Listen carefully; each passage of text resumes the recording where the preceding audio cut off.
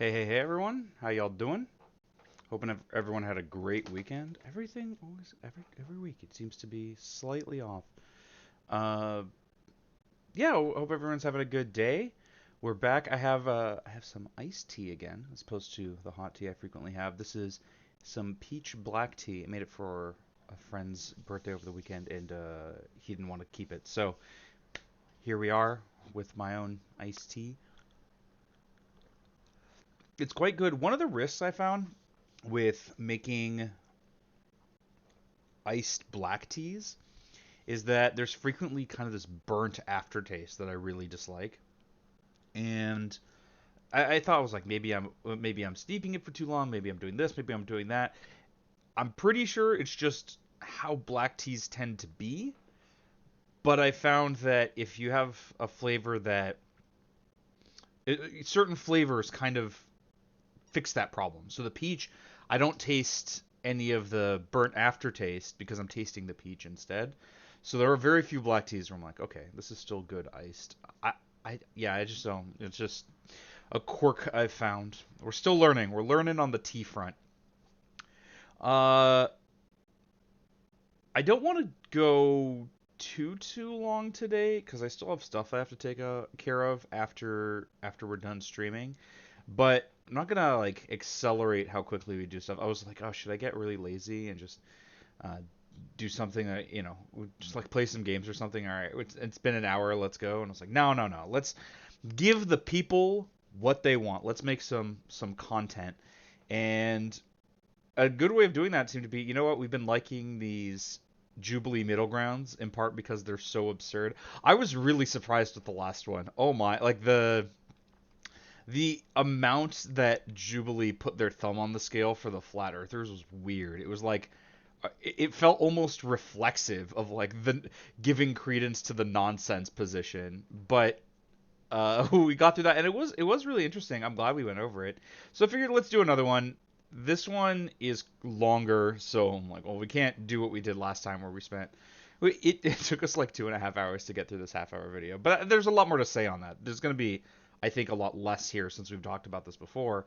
Now we have should miners transition. I mostly picked this because it's their newest middle ground. I don't know why we have this perpetually loading indicator.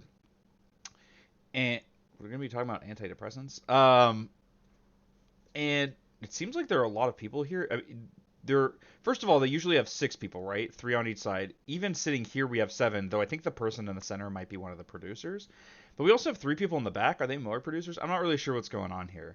Though, as per usual, we're gonna answer this question.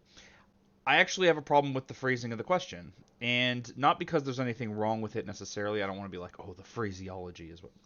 I just mean in the sense there are implications that are in that um, in that question that aren't necessarily intended by the answerer, because it's asking should minors transition. Well, you can say yes or no to that, right? It's a yes/no question. It's a should question. But if you say no, you you might not mean no to. You might mean something specific. The no answer is a lot easier because if you just say no, it's like, okay, well, you can't. Like the nuance that's removed only like isn't as terrible or whatever. But if you say yes, the implication is that minors should do this. Not the the important thing is if they want to. And what we mean by transition is also really important, right? We've talked about this before. Oftentimes people talk about transitioning as always a medical thing. It's not. If someone's 14 and they're just like, I want to try out a different name and gender, just like treat me this way and I'm going to dress differently. Okay. Why not? Really, why not? A lot of the objections people often have are like on the medical axis of like, well, it's medical intervention for a child. It's like, no, it's not. You're just calling them a different name. It's fine. That gets that nuance gets like obfuscated out of the question by the phrasing for either side, right? But for the no side, like you can say like, well, I guess it's designed to get you that middle ground, right? Someone on the no side could very well be like, well, I don't think that such major surgery should be available to people except for like, except for adults, and depending on the kind of surgery, like bottom surgery. Okay, maybe you should be an adult for that. Even me, I'm just like, I'm a little skeptical as to whether minors should be getting bottom surgery. As far as I know, they don't, so it's not really a concern. But like, in some way, I've answered no to this question, even though it's not really that. Maybe that's how they get their middle ground of like, it seems so stark. But of course, nobody answers this question fully yes. The only people that could answer this question in full in one direction is people who say no to any of it. Some people are opposed to even the social transition stuff. And this is where we see like a bit of an Overton window. You might see like the full range is yes and no. It's like binary of yes and no. Then you realize it's a spectrum on that axis, and people are like somewhere in there. Except there are people at the no end, and there are not people who are just saying yes, all children should transition. They're saying it can be okay in certain ways to transition, and you've already shifted the possible range of conversation over to one side.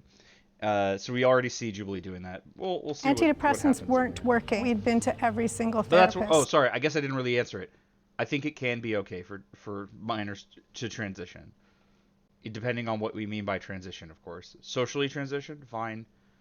Certain like puberty blockers, that can be okay with the consultation of medical professionals and so on and so forth.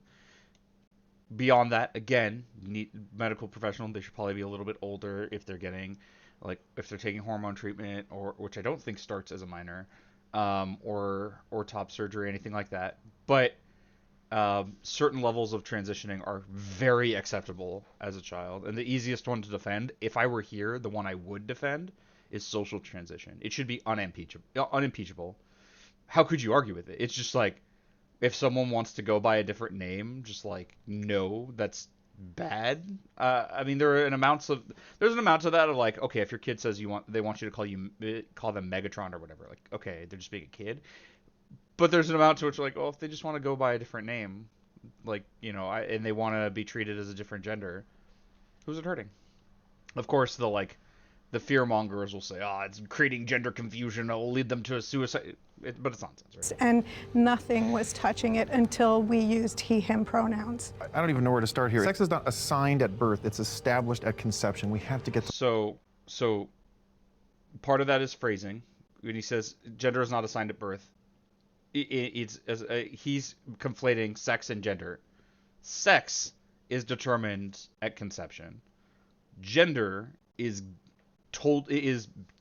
assigned to you based on your perceived sex.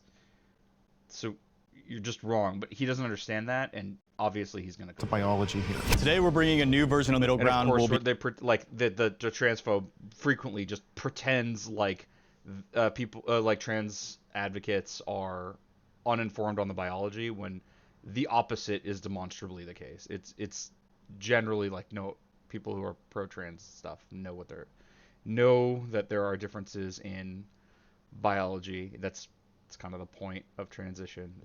It's actually very okay. Whatever. Be exploring the topic: should minors be allowed to medically transition? Okay, we'll be introducing an undecided group, and they'll be listening to... Okay, so we've gotten some clarification. Should minors be allowed to medically transition? To some extent, I say yes. But again, this is where we say, like, it's easy, like, it's very, very easy for the transphobe to say no to all of it. But no, there are very, very few trans advocates who will say yes to all of it. And so you've shifted, like, it's more reasonable to say no because of how the question is, because what the actual question is. Even though there are aspects of medical transition that are super reasonable, puberty blockers are fine. To a discussion between liberals and conservatives, and the undecided group will pick a side after each now they have undecideds. All right, we got new. Transitioning has become a social media trend. Here. Absolutely agree. I mean, it is just skyrocketing, the amount of children that you see falling.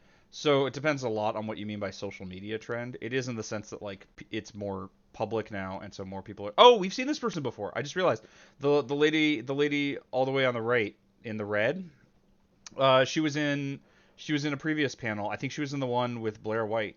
We've seen her before. That's interesting. into this, and we need to stop it. Absolutely. And oh, those are the undecideds. I don't know if we've Not. seen People said the same thing anyone else about here before. people coming out being lesbian, gay, or bisexual as it got more normalized, as people became more accepting of like their children and things like that. They're like, everybody wants to be gay. Now social media is around, people my age, like we see other trans people, and yeah, this is something that keeps getting noted on. Some people will fearmonger of like, look, since trans people were invented 10 years ago, now look at the rates, they're skyrocketing, it's infecting the youths. What's actually happening is it's acceptable now. The people who would previously have hid this aspect of themselves and would not have felt comfortable transitioning, now the people in the same position are able to comfortably and without as much fear of violence and harassment and discrimination. It's more available, and so it's more and it's more acceptable, so it happens more. The same thing happened with left-handedness. When people stopped getting beaten as children for being left-handed, suddenly there were a lot more left-handed people. Wild that. It's not because they're being created, it's because this trend was already here. These people already existed. It's just now they don't have to hide. being aware that that's Oh, and by the way, that thing about like people getting beaten for being left-handed, I have literal family. I have family members who I'm close to who have told me about having that happen to them. This is not like some bygone era. This is not some. I mean, it's bygone now. Hopefully, it's not like some ancient thing. It's not like, oh, it never happened or whatever. No, like it's a thing, and so now it's much more acceptable. What I mean by that, my grandmother had that happen to her, and then my mother didn't. My mom's left-handed. I'm left-handed.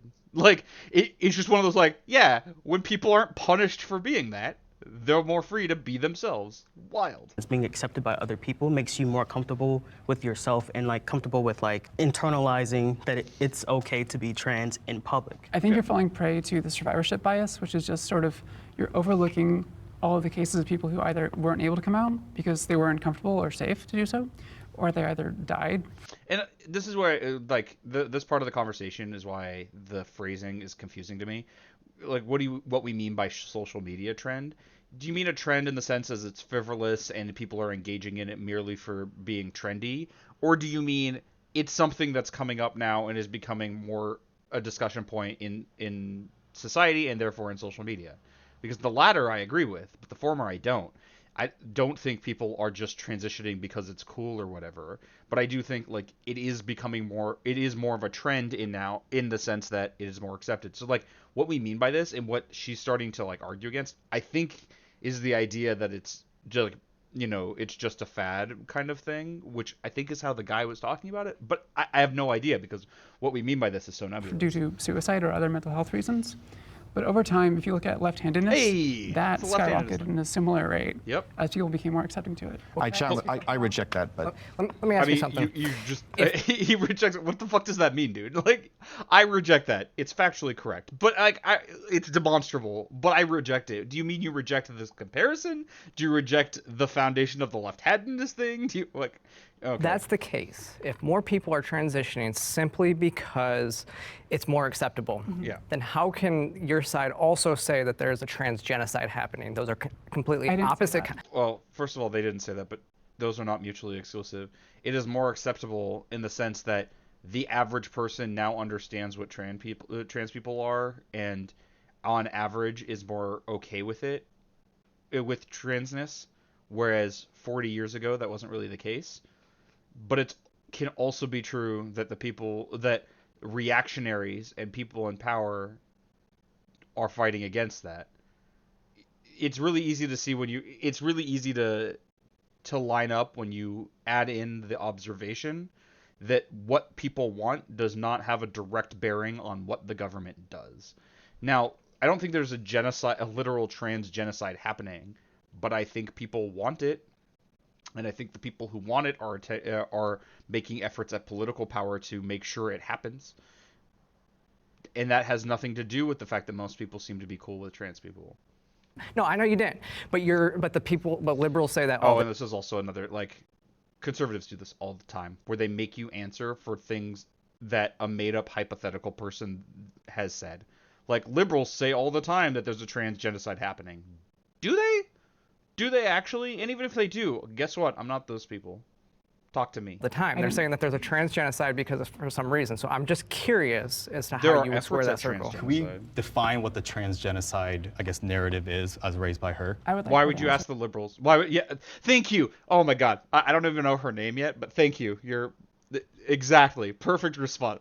Why are you asking us? Ask her. She brought it up. None of us talked about it. Because she's the one that brought it up. Thank you. Because Perfect. we hear Phenomenal. people saying simply because legislation is being passed across the country that By the way, she's a part of creating. If you recall, she works directly with anti-trans people who write anti-trans legislation by her own admission.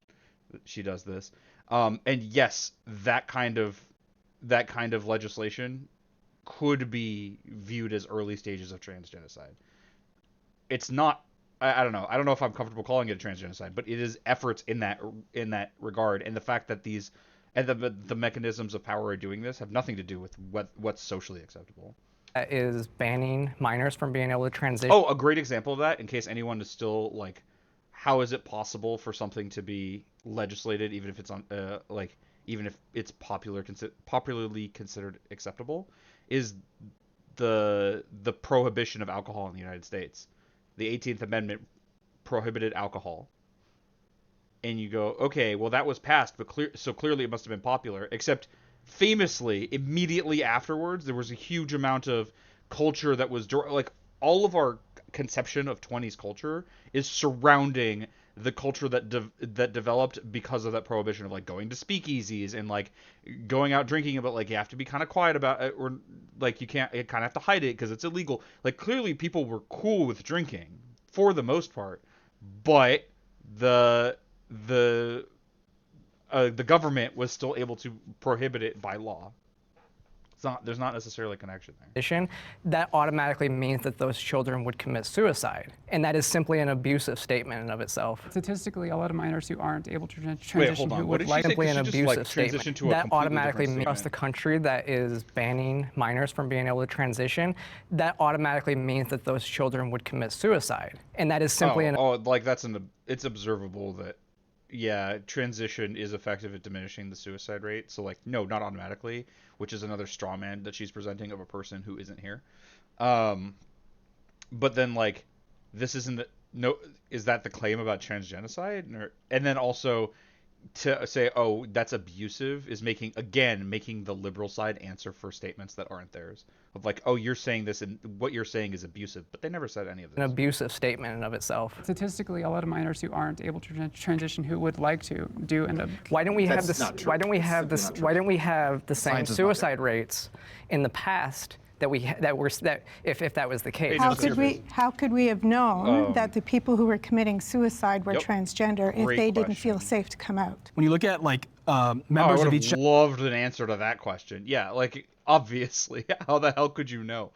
And this is we have data on this. The suicide rate for a trans person drops, or for trans people drops by like 93-94% if they have one supportive parent. There are impacts. Behavior has impacts. One of the things that's kind of crazy to me and made me understand a lot of right-wing thinking a lot more is, as much as conservatives in particular like to say, oh, personal responsibility, so on and so forth, they while they say they believe that, and I think they do, oftentimes they don't believe in causality. They don't believe that their actions can have effects on other people. So yeah, it's personal responsibility for the position you're in, but what you do can't affect others. So like, it can't change people's outcomes to treat them a different way. They have to believe that. Otherwise, what they're saying doesn't make any sense. Of like, oh, it's abusive to say that I can impact someone's suicidal likelihood. Well, no, it's not. It's observationally true, but like they don't like, it's abusive to them because it's confronting them with the fact that your actions have effects and have consequences. When people on the right say personal responsibility, usually what they mean is the position you're in is your fault and no one else's, because I don't want to be on the hook for it. generation that identifies. And it's like often like a virtue thing. It's like the goodness of your character is why you're in the position you are. If you were like a better person, you wouldn't be suffering the way you are, and you should take personal responsibility for the quality of your soul. That's often how it's meant, actually. As weird as that is, and how like as much as that seems like kind of the opposite of what personal responsibility ought to mean, it's how it's used. As LGBTQ or in that community, it's like less than 2%. And then for some reason, as soon as we get to Generation Z, it's 20%. Okay, again, now some of you may argue, thing. okay, this is just because it's more open, it's more accepting now, everyone, it's okay to be that. Yes. But then in the same beat, you guys will say that if you don't accept them, they're more likely to commit suicide or something. But it kind of sounds like a Wait, what? double-edged sword. So that didn't sound double-edged to me. what? It sounded pretty accurate. Like if Kind of sounds like Literally, what if is- you don't accept them, they're more likely to commit suicide or something. But it kind of sounds like a double-edged sword. So that didn't sound double-edged to me. I It have sounded no idea pretty what he's accurate. Like if trying you're to not argue. accepting of somebody, they're more likely to be self-hating. Like if you're telling somebody that they're not allowed to do something, they shouldn't do something, they're not fitting into their own body, especially experiencing dysphoria in itself, it's a mental battle in general. Yeah, like remember, the position from people that are opposed to transitioning tends to be the way you are is wrong. Yeah, that's going to have an impact on someone's view of themselves, their self-esteem, their willingness to live, especially if that's coming from a societal standpoint. But again, like oftentimes to the conservative, your actions can't have effects on other people. So what are you talking about? No, that can't be the case. Like, So to clarify your point, I think you're saying that acceptance is what's leading to. Is that right? it's a mixture between self-acceptance, outer acceptance. It's a conversation between nature and nurture. Like, See, here's the The problem liberal with side is that. There have been killing it, there's by two the way. longitudinal studies alone that I You're could doing a cite. In great job. Sweden, from 1973 to 2003, they looked at a large number of subjects who had before transition and after transition, and they had worse comorbidities. They had worse mental health issues. So usually I just do not take any studies cited by a conservative at face value. They usually misunderstand them or are lying about the contents, especially given what he's already felt comfortable telling us about it. I'm already skeptical about some stuff. It's a study from 1973 to 2003, so well before the trend of open acceptance for trans people, right? The public visibility on a broad scale. Now, trans people have existed for much, much longer than that, but it wasn't brought to the forefront by that point. So big change, right? Social change. A social difference between then and now. Additionally, he says on a large number of subjects, he's saying that because he understands that sample size is an issue, but he's not telling us what that sample size is. He remembers that it's from Sweden and what the age range is, but he doesn't have an estimate of the sample size, but he knows it's big. I'm willing to bet that when he says it's a large number, it's like 30. And it's just one of those like, well, you know, it's large because like how many people were publicly were willing to engage in a trans study like this. You know, being trans was a lot less accepted. Even now, it's not really acceptable in a lot of places. And then on top of that, what is he saying? A lot of sort of comorbidities and mental health issues. Okay, yeah, people have lots of stuff. And if you're trans in a society that doesn't accept transness, then yes, you are going to have other mental health issues. Is it because you're trans, or is it because you're being treated worse because you're trans? But he's implying that it's like something inherent to transness that makes your brain wrong. And of course, we're not getting any of the details of this, of like what the hell that's even supposed to mean, what the conclusions of the authors are. He's just telling you like, look, there was this correlation. Sweden is a very tolerant, liberal, progressive country. Yep, but were they 20, 25, 50 years ago as tolerant on this axis? I'm not so sure.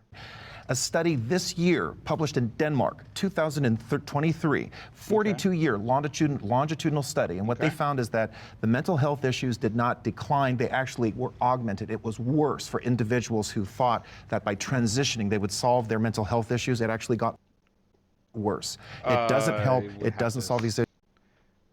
I would have to say, I do not trust that he's accurately representing what was found there. There's a couple of things already that like make me skeptical about what he's saying again, but also usually these things they lie about this stuff. Like the 42-year longitudinal study. So again, people who at the start of it's only within the last 10 years, if that transness has become mostly socially acceptable, at least in the U.S. But okay, sure. And then it doesn't help. It doesn't make things. Well, which things are we talking about? Because one of the things he was implying was like the expectation that transitioning will solve other mental health issues. Which, no, like if you have schizophrenia or something, no, it's not going to help with that. That's just not related. But there are some things where it will, and some things where it won't, and like issues. we don't have access. It shows to it's a study. contagion. That is the key word. I would bet money that it does not say that transitioning is the contagion. Oh, that's the other thing I also forgot is often these studies that conservatives will cite are from like anti-trans organization scientific study dot I got paid by the right.com. You know, like it's very frequently like, all right, we interviewed the parents of these trans people who hate them and ask them, hey, do you think their mental health got better? And they're like, no, it's worse actually. Oh, look, it's a contagion. Yeah, like this shit happens all the time. Let's pause there then. What are your guys' thoughts on, let's say, that's a pretty popular figure that's been mentioned when it comes to a social media influencer that's risen to fame because of that? She's just doing what she's doing. I don't think that she's doing anything wrong. Okay, he. Do you think that has? Her pronouns are she, her. That's transphobic. Do you think that has inspired We don't know trans what they're kids? talking about. I think but she's also inspired allies to see the human being behind the pronoun. which is really funny given that this Arthur guy was like, no, she's a man. And the makeup and the dress, and to see that there's someone who is going through a story, and that watching her go through that story enabled us to see the humanity behind her. I actually am really curious. I really hope what comes up at some point is that Arthur has to refer to, I forget the lady's name, the conservative lady who writes, who helps write anti-trans legislation or whatever, because she's trans, and if this guy's like, yeah, I'm on a panel with this guy over here, like that, you know, that's gonna be kind of impactful. He is degrading women. You see a great disregard. I mean, look at the product that he was supposed to be promoting. It has fallen into. Her pronouns are she, her. And with all, My guess is we're talking about Dylan Mulvaney in the like Bud Light ads or whatever. First of all, Budweiser's doing fine. There's, as I understand, their stock from what I've seen, their stock price is about where it was before the whole thing. Like, okay. Sounds to me it like the isn't people who are phobic to following them speak are the y'all truth. and not the youth. Okay. That's not a phobia. Let's Telling stop the here. truth is not a phobia. Let's stop here and let's go over to the undecided group. This is like the tendency towards thought terminating cliche. Telling the truth is not a phobia. I mean, what does that even mean? But also, you're not telling the truth. You're insisting on a specific view of the world, and just being like, well, saying otherwise is a lie, even though no, it's your view on the world. Like, it's not. There's no objective truth to pronoun, except possibly what a person's All right, preferred. so undecided group, you guys are kind of like the comment section. Which side did you resonate with most? Liberals or conservatives? I will say though, Arthur is a fucking boon for the liberals because he's such a hateful idiot and like obviously incapable of suppressing his rage in order to come off as convincing that he's probably kind of off-putting, right? Like, hey, do you want to agree with the liberals who are like, yeah, it's like cool to love people or whatever, and like help them out, or this guy who will scream about like he's a man and it's truth and it's not a phobia? Like, do you want to be that guy? Yeah. And now they're gonna get up and move and whatever. All right, so we still have an undecided and then 1 and 1. Yeah. So why did you resonate most with the liberal group? Trends That's interesting, I guess, but Trends end. So calling it a trend is saying that these people's identities This is a good point, are just by the going to go way. away, and I don't think that's fair. Why? and for what it's worth, that demonstrates the truth of the position, right? Like, if you agree that trends end, and I think I do, or at the very least that they're to some extent temporally limited, then you go, well, obviously transness isn't, because there have been trans people for thousands of years. Rome had a trans emperor. It's clearly not just like, do you think the emperor was like, hey, you know, it'd be fun, get lots of updates on social media. Let's transition. Like, I don't think that's. Do you think that it's not transphobic to misgender? Because the concept of misgendering is false. There are two sexes. There's male and female. Notice he changed topic. We were talking about gender. He moved to sex. He conflates the two. and this happens a lot, but it's important to note when a person is willing to do that, because when they are, then you can just like you attack you. I shouldn't say attack. You discuss things on a different axis. You're like, okay, this guy's a moron. Now let's talk to him where he's at, which is like well before any understanding of the matter. Well, it's in the chromosomes. It goes beyond superficial or secondary characteristics. He is a male. By the way, again, like the chromosomes thing, that's something that like the biological essentialists have retreated to. It used to be other stuff, and they also have to understand that chromosomes are also not that don't lead to binary sex. Sex is a lot more nebulous than they think as well. We've talked about this before, but it's very funny, these like backing up to chromosomes, but then if you talk about chromosomal abnormalities like people with Swyer syndrome and something else, and other stuff, like suddenly he has to, oh, well, they're not that important, they don't really exist. Like he has to disregard that they're the facts in order to maintain this position that, 20 years ago, even 10 years ago, he probably didn't hold. 10 years ago, this guy was probably like, oh, it's like, do you have a penis? You're a man. And then like he found out about gender transition. He found out about, bottom surgery. And he was like, oh, never mind. It's the chromosomes. Born a male, he will remain a male. It doesn't matter how many chemicals he puts into his body or how many body parts are cut off. And I'll say this again. Telling the truth is not a mental illness. Do you have a response to that? Yeah, I think that there is a difference between sex and gender, and I know you're going to disagree with me, but transgender is its own thing, and she can be.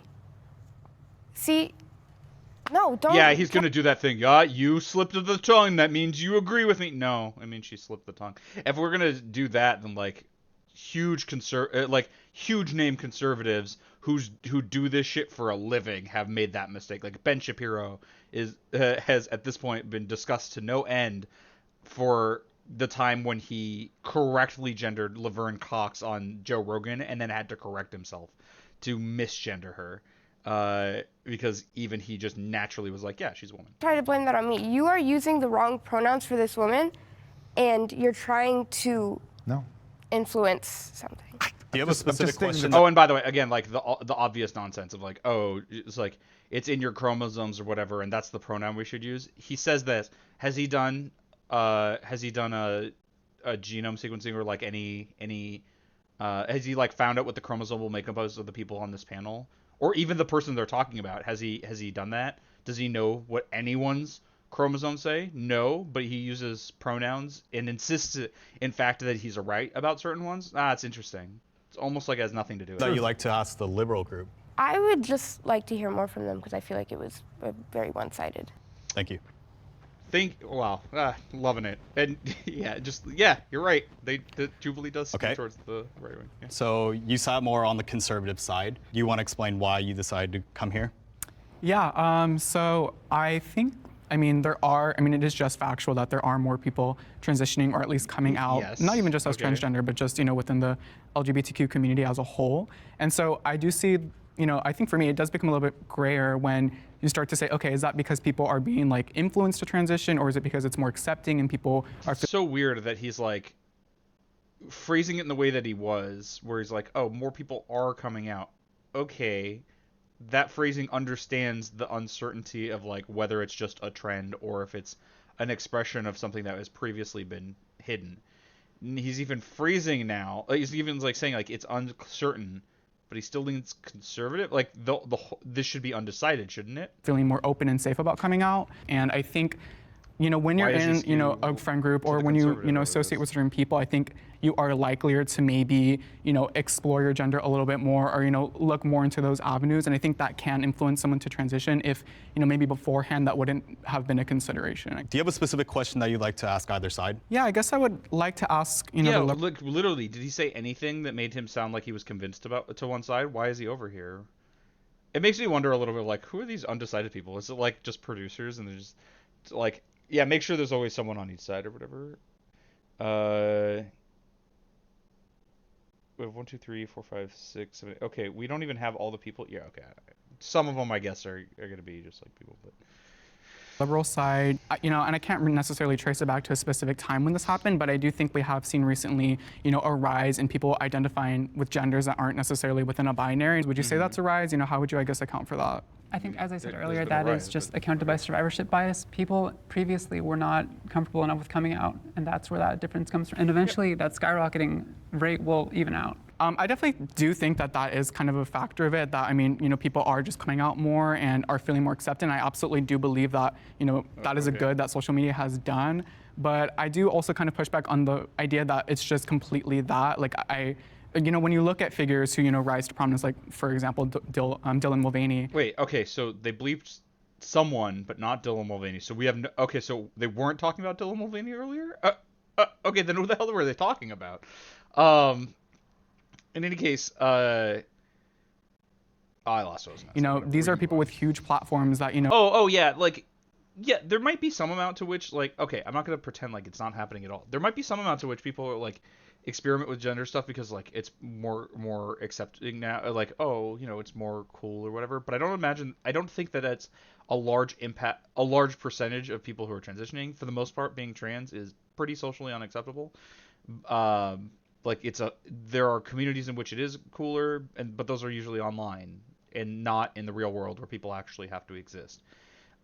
Like, I think it'd be insane to say that people aren't affected by the society in which they participate, and yeah, society more and more is more accepting. So, like, some number of people, sure, but I don't imagine people are getting bottom surgery because, like, oh, I was, like, tricked into thinking I was trans by sure, I know the conservatives dig up every person who will say that they can find, and they still don't really find them. But that's not. But far more is it the case that it's just people are more comfortable being honest about themselves now because it's more acceptable. Are reaching to younger people who are at stages in their lives where they are exploring ideas of gender and gender expression and identity, and so. I guess personally, I would push back a little bit against the idea that it's just people who, had it been more accepting in the past, they would have come out. So it sounds like this guy mostly agrees with the liberals, has the one twinge of like, oh, maybe it's not entirely that. Maybe some amount of people are transitioning because it's a fad. Therefore, I agree completely with the conservatives. What the fuck? I think there is, a rise. I mean, I feel like the numbers just don't really account for it necessarily being just that group of people. I think there are people, especially youth, who are identifying more kind of on the gender spectrum or as transgender. He also seems to reject in principle the idea of non-binary genders. Just from how he was talking about it, it seems like that's the case, which will lead into like, okay, he is aware that there's a concept of non-binary that people like, so he's like opposed to it. We wouldn't have before. So you're the only undecided. Can you clarify why you still remain undecided? Yeah, I think the reason I remained undecided was because although I appreciate the presentations of both sides and I see both their points, I was still a little bit unclear as far as what's like each opinion was on each side. So. I would just be curious to ask the liberal side, is there any evidence that you guys could present that would suggest that transitioning lowers the rate of suicide? I would say on one hand, there is data that suggests that trans minors who are not able to medically transition when they do want to, their suicidality attempt rate is around 40%, and that drops to below 10% when they are able to transition. Moreover, if I wasn't able to transition and I didn't have any support in my life, I would probably kill myself. I like the juxtaposition because like the numbers lie with the people. The numbers are definitely on the side of pro-trans people, but often numbers are like less impactful than the emotive like anecdotal shit. This is why detransitioners get trotted out by the right all the time. And so to juxtapose the stat with like, I'll tell you right now, if I couldn't make this choice in my life, I would have ended it. Like that's pretty impactful. It's one of those like. You kind of cap the statement with something that's hard to argue with. I think it's the conservatives. You guys were discussing social media contagion. Could you present any other arena as far as other instances where we've seen social media have that influence on? I'd love to add just every aspect of mainstream media. So CNN, all mainstream news sources. We talk about even major corporations. We have Pride Month for God's sake, right? We have an entire month where Pride Month isn't like. Here's the trans fad. Pride Month has been going on for kind of a long time, and it's LGBTQ, not just trans people. So like pride as a thing goes back for LGBT pride goes back like decades. if not longer. This has nothing, and of course it's like all the mainstream media and corporations. What he's talking about is like diversity, like diversity inclusion officers or whatever, and like CNN doesn't say they hate trans people or whatever. Like CNN doesn't misgender Caitlyn Jenner, so they're on the side of the transes. That's what this guy's talking. They're all corporations, all major corporations, even the government. You know, President Joe Biden is putting a pride flag. It seems like every aspect of our I'm with you, my dude. I just see him like wiping, just like laughing, because what else do you do? This guy's so unhinged. He's just like, there's a pride flag in the White House that means that they're trying to trans our youths. Top dog, like main people in society are promoting it, right? Like, and then if you go down to like social media, everyone's promoting it, right? Everyone's Instagram, promoting it, maybe not Twitter anymore, or X now, but TikTok. There's trends, there's things that are happening where it is being promoted, and the fact that there's promoted, or are people sharing about their lives, right? Like, it is being promoted is a phrasing that implies conspiracism, which this guy probably believes in, right? Like he probably thinks like China is paying TikTokers to pretend to be trans to convince our youths to like ruin themselves so they can destroy America or whatever.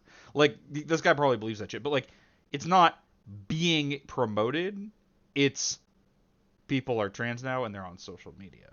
Or I shouldn't say now, but like trans people are now like being open on social media. That's not being promoted. That's talking about their lives. I think is just proving the fact that it is indeed a trend.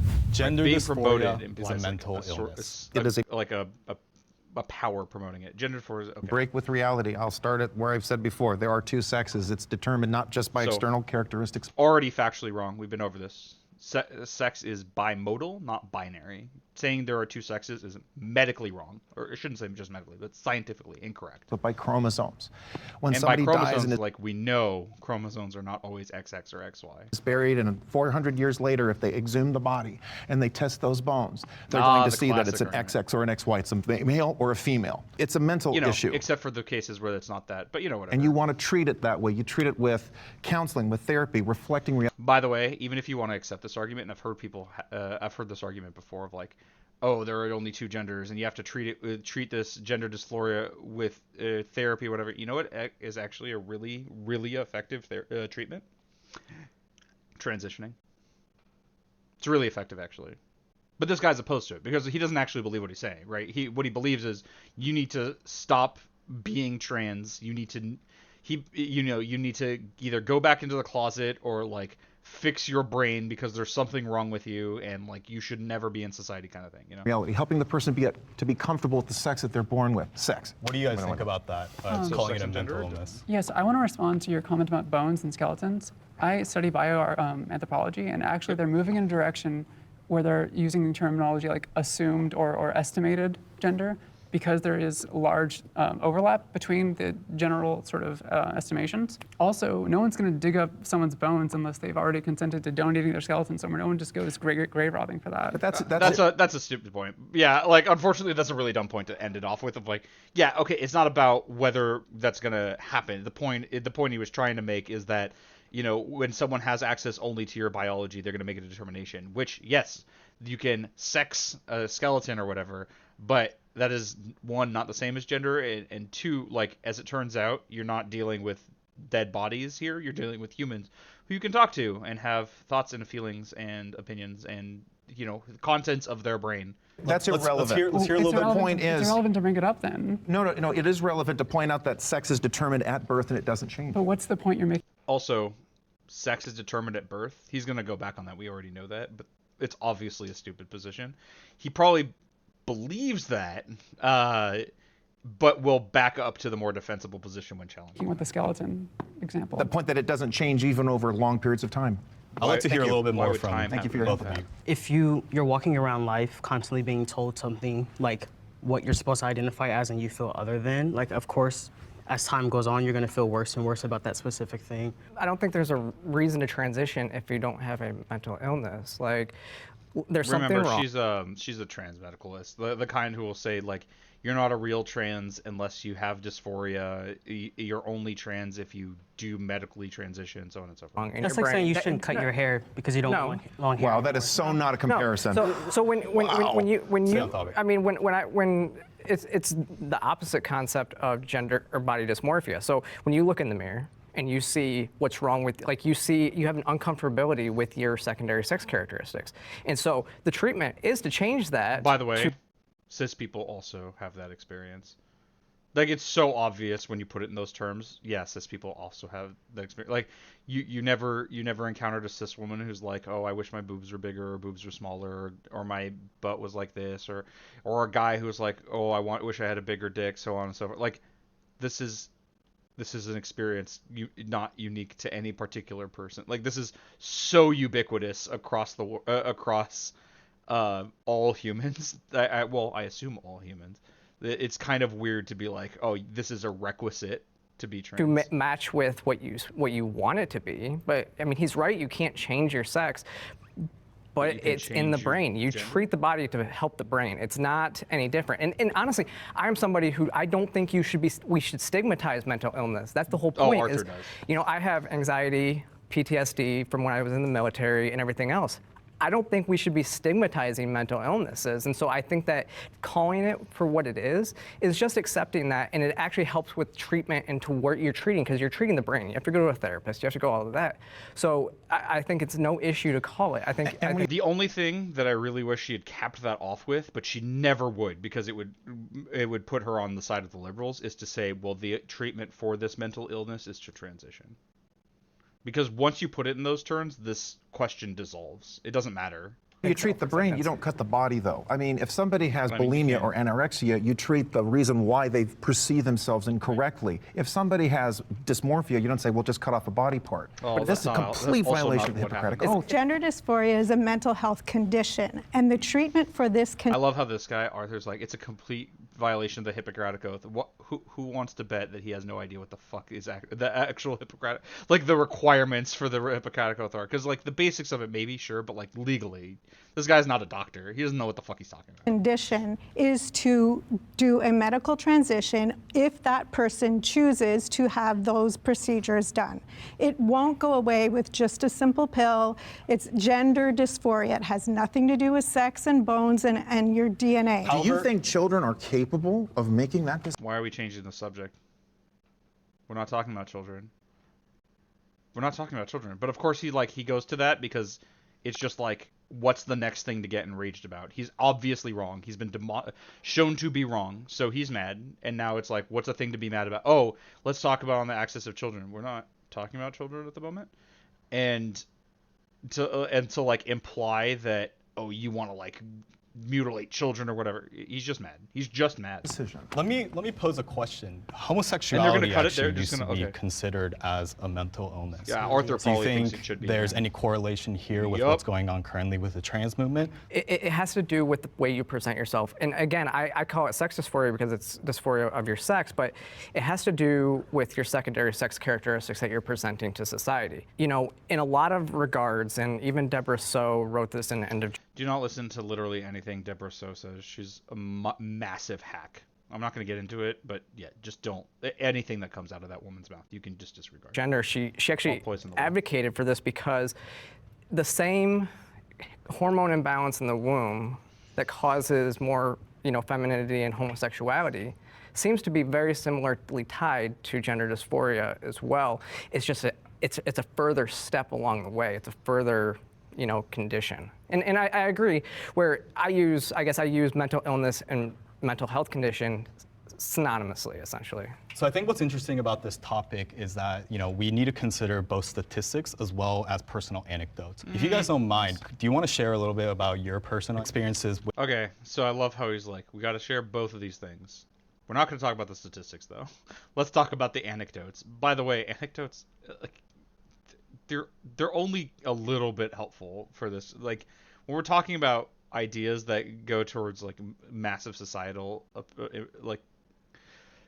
we're talking about like massive societal changes, anecdotes are at most slightly informative, but they're not really, like, you can't really act on them. one person's experience could be due to so many things. With this particular topic. Yeah, so I didn't even know that trans people existed until I was around like 19, I think. That information never came to me. I'm 25 right now. I didn't really realize I was trans until I was 22, and I started medically transitioning when I was 23. By the way, this lines up a lot with what we read in Genderqueer, if you remember.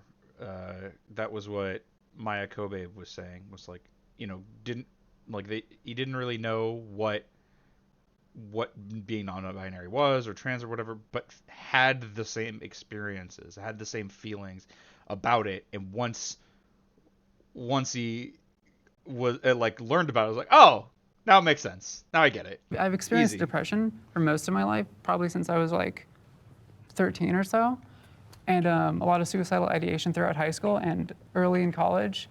But pretty much around the time I had, I guess, felt comfortable with my, where I'd gone and transitioning, that had largely decreased pretty much entirely. And this is what's interesting, because I know when we talk about a lot of this stuff, every transsexual that I know we talked about this last time. Notice the use of the word transsexual as opposed to transgender. It used to be that was just the word people used, but more frequently now, if someone's talking about specifically using the word transsexual, they mean someone who is engaged in medical transition, which, remember, Sarah doesn't think you're real trans unless you do that. Dysphoria around the very time that we became self-aware, around the age of 4 years old. But yeah, I mean, I knew around the age of 4 that there was something different. I wanted to be the opposite sex. I knew I wasn't the opposite sex, but it was something that I wished, I could. I knew that there was something different. And, I tried to dress on it 4 years old and went from there, and then transitioned later in life when, I finally accepted it myself. I'd be curious to hear your perspective as someone, I think you mentioned that you have kids that have transitioned. Yes, I have that magical uterus. My third child came out at 11 and told us that he was a boy. He was assigned female at birth. And so he socially transitioned, obviously, because he was only 11. He is now... And see, notice, that's what I mean. What do we mean about children transition? Arthur is seething right now because he's like, you let your 11-year-old cut off his body parts. But what she said was socially transition. He dressed and behaved differently, was treated differently. That's it. An 18-year-old college university student and thriving. And then my youngest child came out as a trans girl at the age of 15. So I live this with my children. I think it's really interesting, by the way, that she didn't mention if or when her children did any sort of medical transition. So I'm really excited for Arthur to get really mad about it, even though he doesn't fucking know.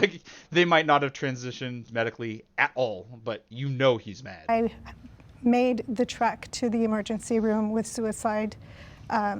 suicide attempt and a suicide plan with each of my children. Did at any point your opinion on this is a gender dysphoria or a mental illness change as you've had actual kids that has transitioned? My opinion hasn't changed. It's a mental health condition, but antidepressants weren't working. Before Mitchell came out, we tried everything. We'd been to every single therapist, and nothing was touching it until we used he, him pronouns. Even if you want to consider it a mental illness, and that was all it took to make things better for him initially, and then we did the medical transition. Okay, so now we know there was some medical transition, but she said, and then we did. We don't know when that happened. So, Arthur's prepping to get mad if you cut off the body parts of your kids or whatever, but Mitchell could have been 18. I don't even know where to start here. It's like sex, again, sex is not assigned at birth. It's established at conception. We have to get to biology But people don't talk about sex assigned at birth. We talk about gender assigned at birth. Also, you said sex was determined at birth. So what you got in there? And the second thing is, we're seeing this move. I mean, you were mentioning the academic setting. Notice how the academic terms are changing, but this is a result of pressure. This is a result of societal pressure. That's what happened with homosexuality, by the way. Homosexuality was recognized as unhealthy behaviors. I knew it. Now, whether you call it a mental illness or a deviant behavior or destructive behavior, that's a point of debate. It's an unhealthy behavior for sure, and certainly... Oh, no, it's a point of debate. It's definitely unhealthy, but it's a point of debate. No, it's not, buddy. You're just wrong.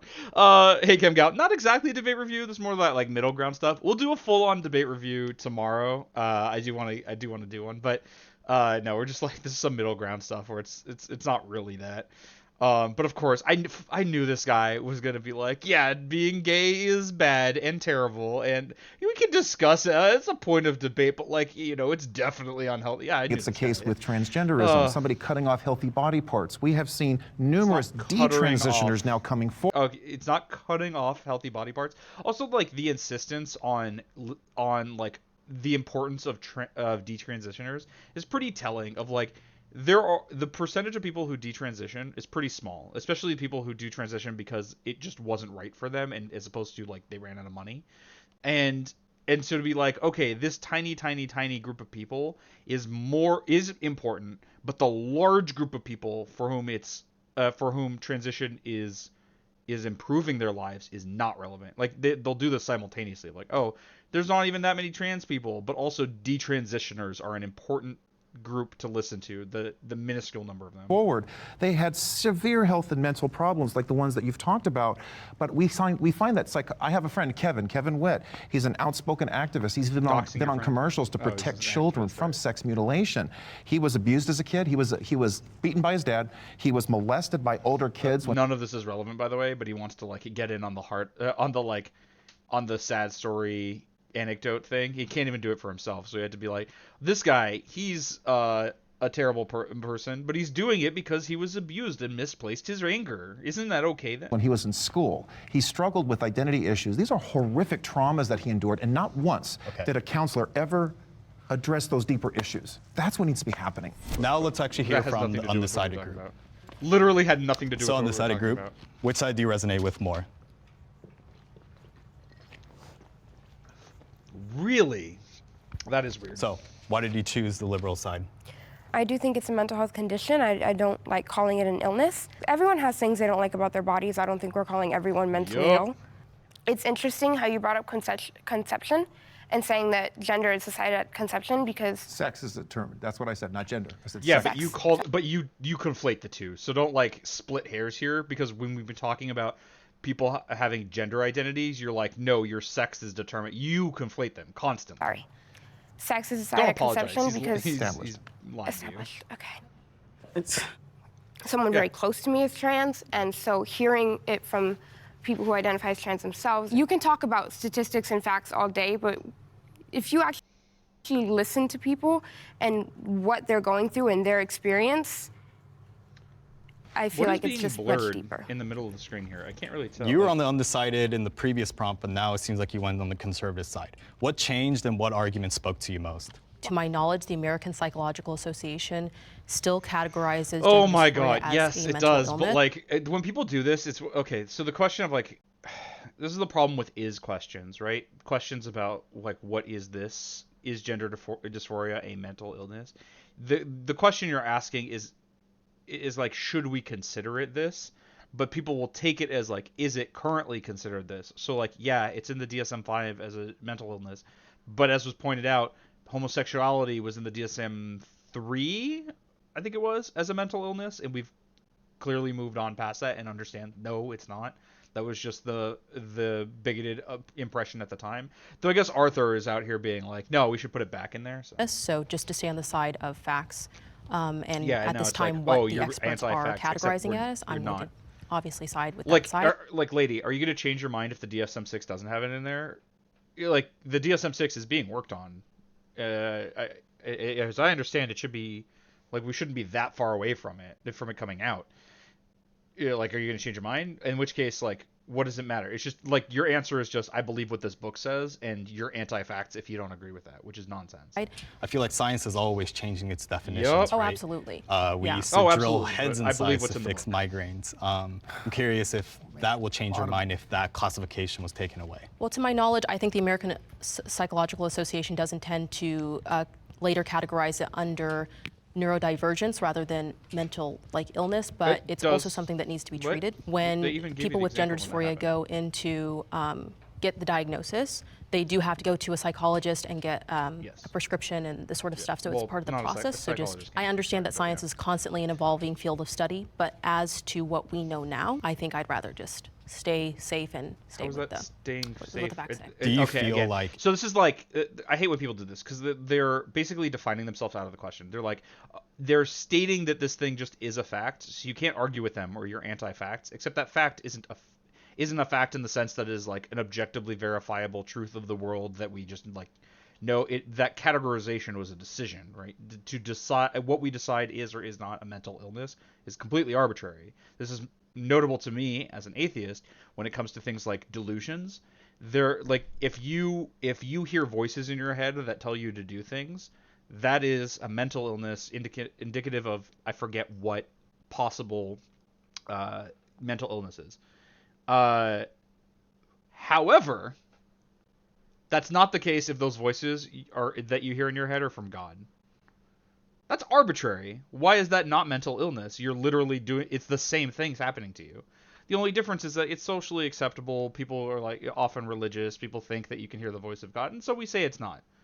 It's arbitrary. But then she says, "Oh, but I'm going to stick with the facts," as if to say otherwise is to be opposed to facts when they're not facts in the way that we're talking about it. It's not the same way. It's not a fact in the same way that the speed of acceleration due to gravity is a fact. That is verifiable and observable, so on and so forth. This is a social fact, which means it's a lot less concrete than she's implying. If they are to medically transition, that they need to go through a series or rounds of different psychiatric tests. Well, in the case of children, I think that would be necessary just because this is, I know in some cases it can be reversible, but this is a life-changing decision. So you brought up the word life-changing. So this is something that's bothering me. Is like the subject of this like middle ground is about minors, whether minors should transition. Now we haven't talked about that at all. Instead, it's just these other questions that are completely unrelated, and then every so often we'll like hint at like the discussion being about like the issue of minors in this circumstance. Even Arthur was like getting mad at someone, being like, and you think that's okay for children to do? Like, but are we talking about children? Like, these questions are so broad, they have nothing to do with it. The question of whether gender dysphoria is a mental illness has nothing to do with children. But like, if we have to phrase everything and it comes to children, like the answers, like we have to address the broader thing and then narrow the scope of like what's appropriate for children. And it just like messes with the conversation. Is the whole thing that Jubilee tries to do like ask a bunch of other questions and try to use those to answer the main thesis question? Because that's not how anything works. And the questions they're asking definitely don't lead there. So like, yeah, I don't know. The whole like issue of children hanging over this debate is like a huge issue given what the questions are actually answering. Right. Mm-hmm. I'm curious if there's any question that you'd like to ask either side, because that seems to be the big stipulation in this kind of debate here. Well, I guess I would like to ask the liberals, did you see in your own lives like vast improvements? Like what did that look like, the vast improvements that you saw? My mental health was just largely improved. I was having a much easier time, I guess, making friends because I was more confident in my own identity. My children's lives changed completely. It was like turning on a light switch. They brightened, they were more social. Yeah, as they it turns out, excelled in school again after failing. They just completely transformed their lives. Yeah, that's very interesting. Like people transitioning who are trans makes them happier. It's good. Conservative side, and now you're back on the other side. You guys flip-flopped here. What's something that kind of brought you back into the middle here?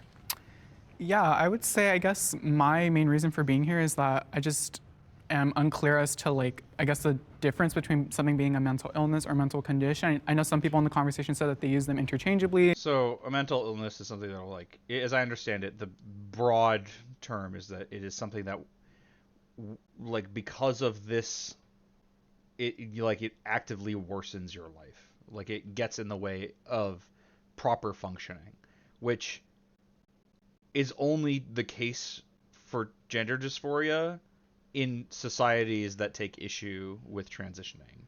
But like if you can just transition, then it doesn't impede the rest of your life. Some people said that they prefer to use the term mental condition rather than illness. You know, I guess what kind of differentiates those things, if anything? And there's also like a little bit of there's some missing terminology at the very least in the to my vocabulary and possibly to just what is being discussed broadly by society, in that we don't have a lot of words to refer to details about your mental state that aren't necessarily bad, but are a difference. The word neurodivergence comes up, but it has been so synonymized with things like ADHD and autism that it feels inappropriate to apply to trans people. But like, you can put it in a similar category, to my mind, that it is a detail, it is a fact about a person's mental state, about their personality. It doesn't necessarily get in their way in as far as living a happy and fulfilled life. So so long as they can transition or whatever, as long as they're not punished for it, right? Being autistic, having ADHD, these can make your life difficult in some ways or others, but but for the most part, you can still function fine. And it's okay to have those things. It's not like a mental illness necessarily, just a difference. And we just don't have a lot of words to talk about stuff like that. So this is why, like, people say mental condition, but mental condition implies in a similar way, like illness, like there is something wrong with how your brain is working, even though that might not necessarily be what someone means when they use the term. I think you just hit the nail on the head there. Changing the name of something doesn't change the fundamental reality that there's a problem, there's a mental health. My dude, the reason why they're changing the name is because they disagree with whether it's a problem. All right, I know, like, processing and understanding the world is very difficult for you. I've gathered that from what you've said so far, but please try to keep up with literally anything. Health issue that the person has. It's a disorder. It's a break from reality. That's just a fact. The person is born male or female and thinks that they should be something else. Now, regardless of how that one treats that, the fact is, and I would submit, even from the comments from the liberal side, they recognize that it's an illness that needs to be treated. Disagree with you. I recognize that it needs treating, but it's not a break from reality. That's a psychosis. Psychosis is a break from reality. Arthur, let her talk. Arthur, let him talk. A psychosis is a break from reality. Which is a mental illness. Gender dysphoria is not a psychosis. But it is a break from reality because the person thinks they should be something else. I think it's pretty clear. It's a disconnect between reality. Actually, that's also not even necessarily the case. A lot of trans people, like, I think, would agree with the statement that they wanted to be treated differently, treated as a different category, irrespective. Like, I don't think trans people most of the time are like, I was born female, but I am in fact male biologically. I don't think that's usually the case. If someone did say that, then yes, that would be closer to a break from reality, like presuming they haven't like transitioned or whatever. You're born male, you're born female, but then your brain is saying something else. The cool thing about this entire debate is that liberals for once agree that there's possibly a soul, right? They say, what? I was born male or female, but something deep down, something in me is I'm actually this. I'm actually this. Yeah, I'm right with it. Again, the guy in the center is right there with me of just not knowing what to do about the other guy when he goes completely off the rails, other than just laugh. Like, what are you talking about? No one has mentioned a soul except you for this point, and that's the positive thing. Like, liberals will acknowledge the soul. Like, this guy's completely out of this. Like, oh, but we want to talk about a break from reality. The contents of this guy's head have to be a completely different universe than the one we inhabit. There's no way he is connected to the real world. Reality is what is physical. And so if you are physically or biologically male or... Okay, so that's obviously a nonsense statement. Reality is what is physical? Okay, so like you can't you don't have like thoughts, right? Your thoughts aren't real? What the fuck are you talking about? Like, I don't know any like characteristics, like so you don't have a name, right? There's no physical attribute of you that gives you a name. So you don't have a name. To call you by a name would be a break from reality, right? Like, it's obvious nonsense. Female, you don't need to change your body, you need to change what you're thinking. Okay, let's go back to the undecided. Yeah.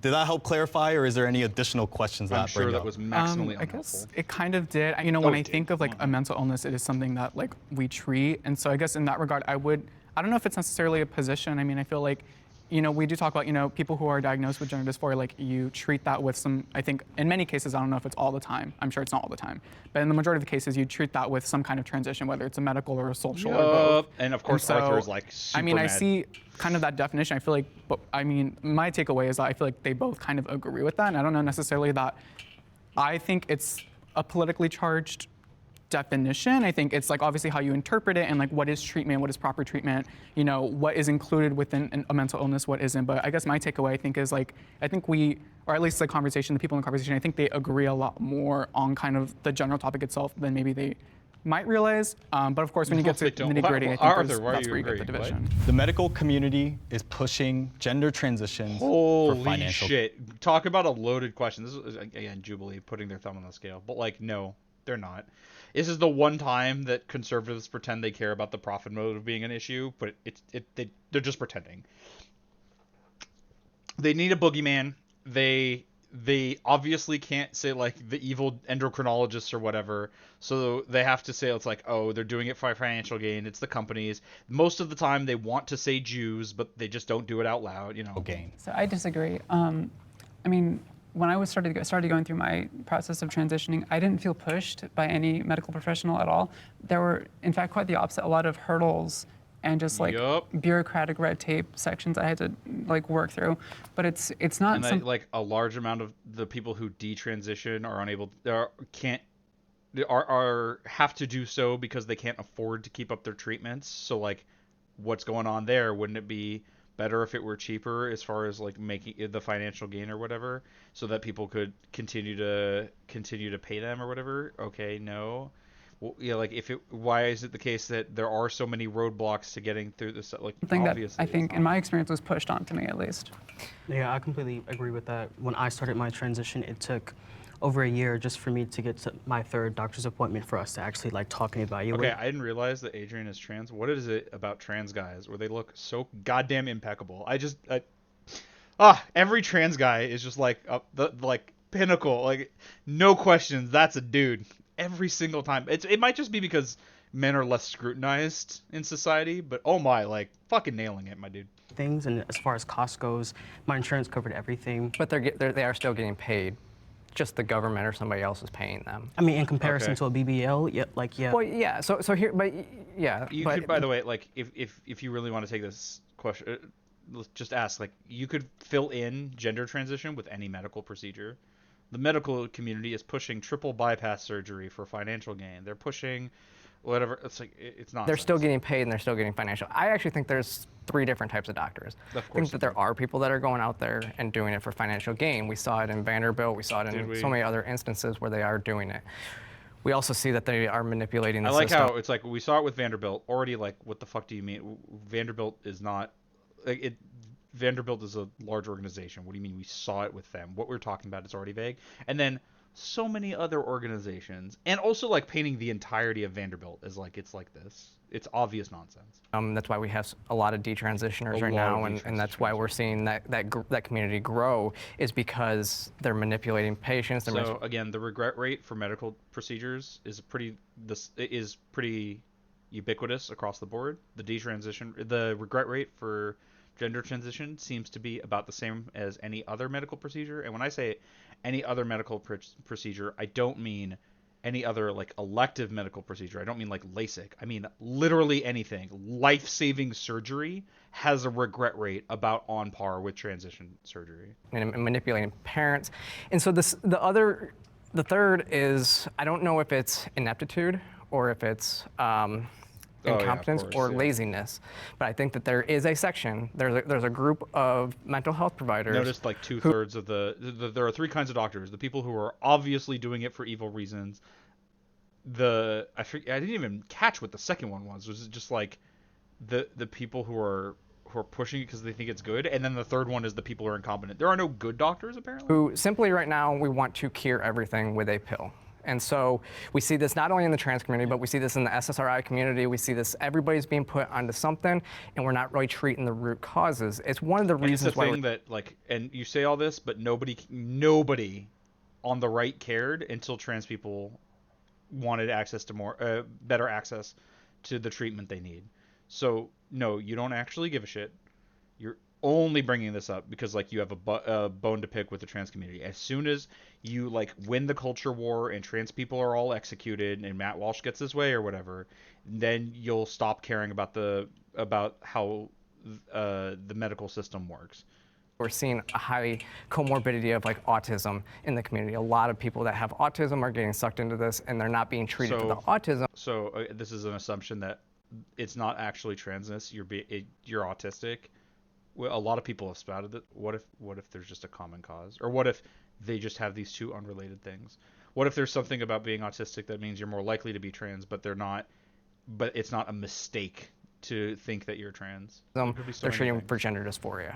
So one thing to consider, and I did research on this, is that apparently based on top or bottom surgeries, it can actually range from around $10,000 to $25,000 from male to female transitions to female to male transitions. And I think what both sides can probably agree on is that America is a for-profit healthcare industry, right? We don't have universal healthcare. Conservatives, by the way, do not give a shit about any aspect of that except the trans part. That's what's notable here. Yeah, and anything to consider there. So with the socialized medicine, with the Vanderbilt situation, she actually said because of Obamacare they have to pay for it, and so they are forcing insurance companies to pay for it. So it became forcing insurance companies to pay for it, or is it they are contractually required to pay for their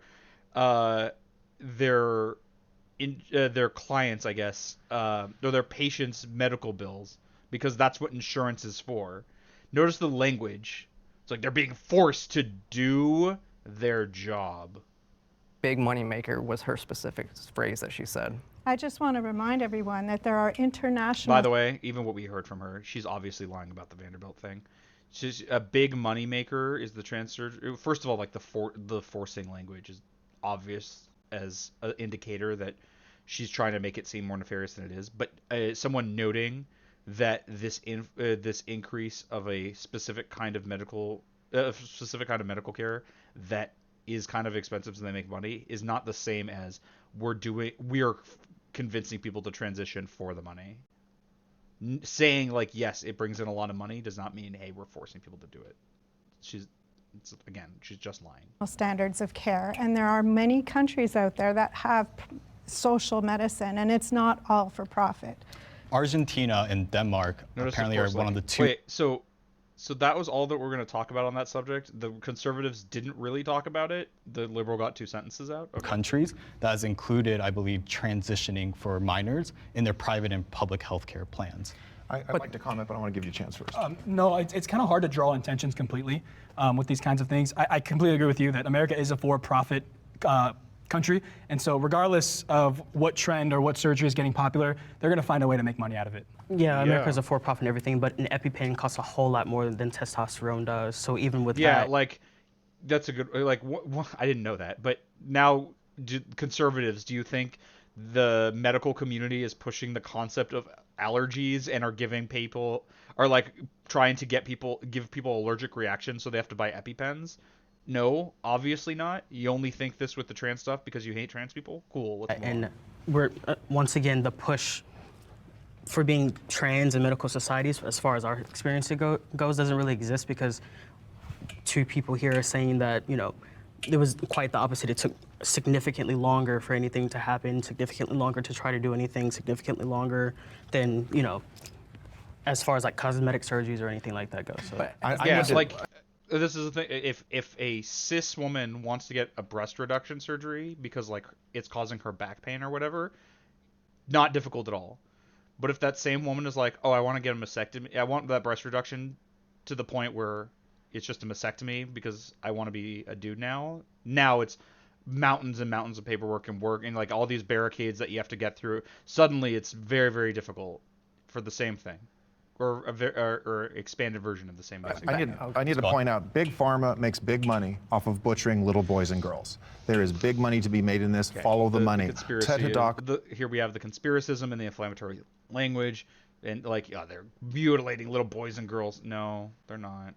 Minors tend not to get these surgeries, and when they do, it tends to be only top surgery, and it tends to be like when they're 16, 17, something like that, where they're much more able to make these decisions. He's a father who's been fighting very hard because he's in a fraught divorce. His son was being put through the transitions. The transitions. No, it's not that his daughter wants to transition. No, he's being put through and his medical bills are expensive. And the problem Arthur would diagnose is not that getting medical treatment in this country is way too expensive. It's that medical bills, $200,000 for the chemical treatments alone. We could talk about the Jeff Younger situation. Jeff is trying to fight to save his son. Now his ex-wife has taken the son here to transition him to try to become a girl. Not only are the medical costs being put upon him, but also legal costs. So to your point, though, so what we saw out of the whistleblower out of St. Louis, who is a self-identified queer woman who's married to a trans man, and she blew the whistle on what's going on there. Now, where I hear a lot of adults... This is another thing. They'll talk about whistleblowers who are saying something innocuous, but like, oh my God. We don't even know what the fuck she's talking about, so I'm not going to address this. In the situation, say that it was a long process for you. That's not what we're hearing from detransitioners. Oh, it's not what you're hearing from the people that you pay to make transitioning seem evil and terrible? Wild. It's crazy that... Some of these detransitioners are so obviously grifters that you can find on their social media like, oh, I'm still transitioning, and like the problems I had are not as a result of I had them before I started transitioning, and I'm actually happy with my gender identity, but like I'm gonna do the media circuit and talk about how I'm detransitioning and how it's terrible what happened to me. A lot of these patients, and that's not what the St. Louis whistleblower said. She said they were basically pencil whipping psychologist letters so that they could start Myers on transition. And that's one of the reasons why I think that clinic is also closing. I mean, once again, for me, you're making I'm always going to go on personal experience before I go on stats, because there are too many trans people specifically who don't get accounted into those statistics. So it's hard for me to be like, yes, this number and yes, this number. You know, whatever. But for me, it's like, it took 1.5 years of therapy for me and my therapist who... Yeah, but like Sarah would probably say like that's pencil whipping, right? She wants as many hurdles as possible. Her literal job is to help get legislation to make this more difficult passed. So was also trans, to go through that process and write that out for me to be comfortable, or me to be, you know, whatever it may be, to get what I needed. So and on top of that, the money situation, there's so many trans people who can't afford to transition, whether they're on insurance or not. So for me, other people are paying for it. What do you mean? No, he literally just said they can't afford it on insurance or not. Nobody's paying for it. You fucking idiot. Jesus. Medicare. Like literally, I have such low patience for people like this, where not only is he incredibly stupid, where he can't process the words that literally, like, he was literally just told they cannot afford it, whether they have insurance or not. Therefore, they do not do it. And he's like, and he can't process that information to be like, oh, so no one's paying for it. Instead, he says someone else, and he's combined with how smug this moron is. Medicaid. My goodness, right. This was a discussion in Wyoming. Let's stop it here. We'll ask the undecided group. Not being undecided paid group. for it. Let's hear about which side that you resonate with more, liberals or conservative. No one's paying for it. Not someone else. Not them. You started off in the undecided, then conservative, and now the liberal. Yeah, I mean, when he was on the spectrum, when he was conservative, let's hear about he was what kind of resonated. Parroting, he was saying almost exactly what a liberal would agree with. He just concluded with something that didn't follow. With you more to switch sides this time. I'm sure and confident that there are practitioners out there who are pushing people to transition, who are just signing off on prescriptions. Sure? Because yes, I mean, you know, like the points were made, that there is money to be made, of course. But I don't know that I'd go as far as to say, you know, that there is. Okay, so again, as much as people like, oh, there's money to be made. There's money to be made by all sorts of shit. There's money to be made by telling every patient who walks into his doctor's office who is capable of doing an appendectomy to tell them they need to have their appendix removed. There's money to be made doing that. Why doesn't that happen? Now, you might say that's a violation of the Hippocratic Oath. Arthur thinks that transitioning is a violation of the Hippocratic Oath. So it seems like that's not a limiting factor to the conservative mindset. So what's stopping that from happening? Same thing with tonsils. Why not tell someone they just like need surgery, don't actually do anything, put them under for 2 hours, and then wake them up saying like, oh, cool, you're good now. There's so much money you can make. You could make so much money if you were willing to do unnecessary medical procedures. That doesn't seem to be happening. So why is it only in this case that they're certain for sure it's definitely happening here? Maybe it's because something else is making them take issue with this practice. This is like, I think someone mentioned it on the liberal side that there's like a conspiracy going on. I don't think that's the case. I think, again, there are absolutely predatory, practitioners and maybe even large organizations who are looking to profit off of, the medical transitioning process. But, I think someone mentioned the aspect of personal experiences and how for many trans people it's extremely expensive. And even if you are on some kind of insurance or even if you are on some kind of plan, it can still, the cost can, mount up a lot. Yeah, that's interesting too, because I guess in any movement, right, there are going to be people that take advantage about it for their own selfish gains. How much money is, I guess, there to be made? Does this guy just not understand where he's standing? Because when he agreed with the conservative side, he was saying stuff that was almost in line with liberal stuff. And now that he's standing on the liberal side, he's basically just agreeing with the right-wing conspiracy. So like, I don't know what the hell this guy is. Like, does he just stand somewhere at random and then make up and then just say whatever he's thinking anyway? Like, what the fuck is going on in this guy's brain? That's a hard question to answer, right? Because you're creating a medical patient for life. So it's over the course of a person's lifetime that they would be buying hormones and all this. It's not accurate. You have to take hormones. Trans person By the way, Sarah knows that that's not accurate because the last panel that she was on was with someone who said he had stopped taking hormones in a while ago, and he's just coasting now, and he's fine. And it's not that he's a detransitioner. He's just like, he wanted to make sure that he could still give birth if he wanted to. So, like, no, she knows that that's not true. She talked to someone who explicitly demonstrates that she's wrong about this. Let's let her speak. Let's let her speak. Let's let her speak. Let's let her speak. Let's let her speak. So you're right. I mean, there are a lot of people that may come off. It's more so on the trans man side than the trans woman side, where you have to be on hormones forever, otherwise it comes back. And if you have your primary sex organs removed as well. They're not removed.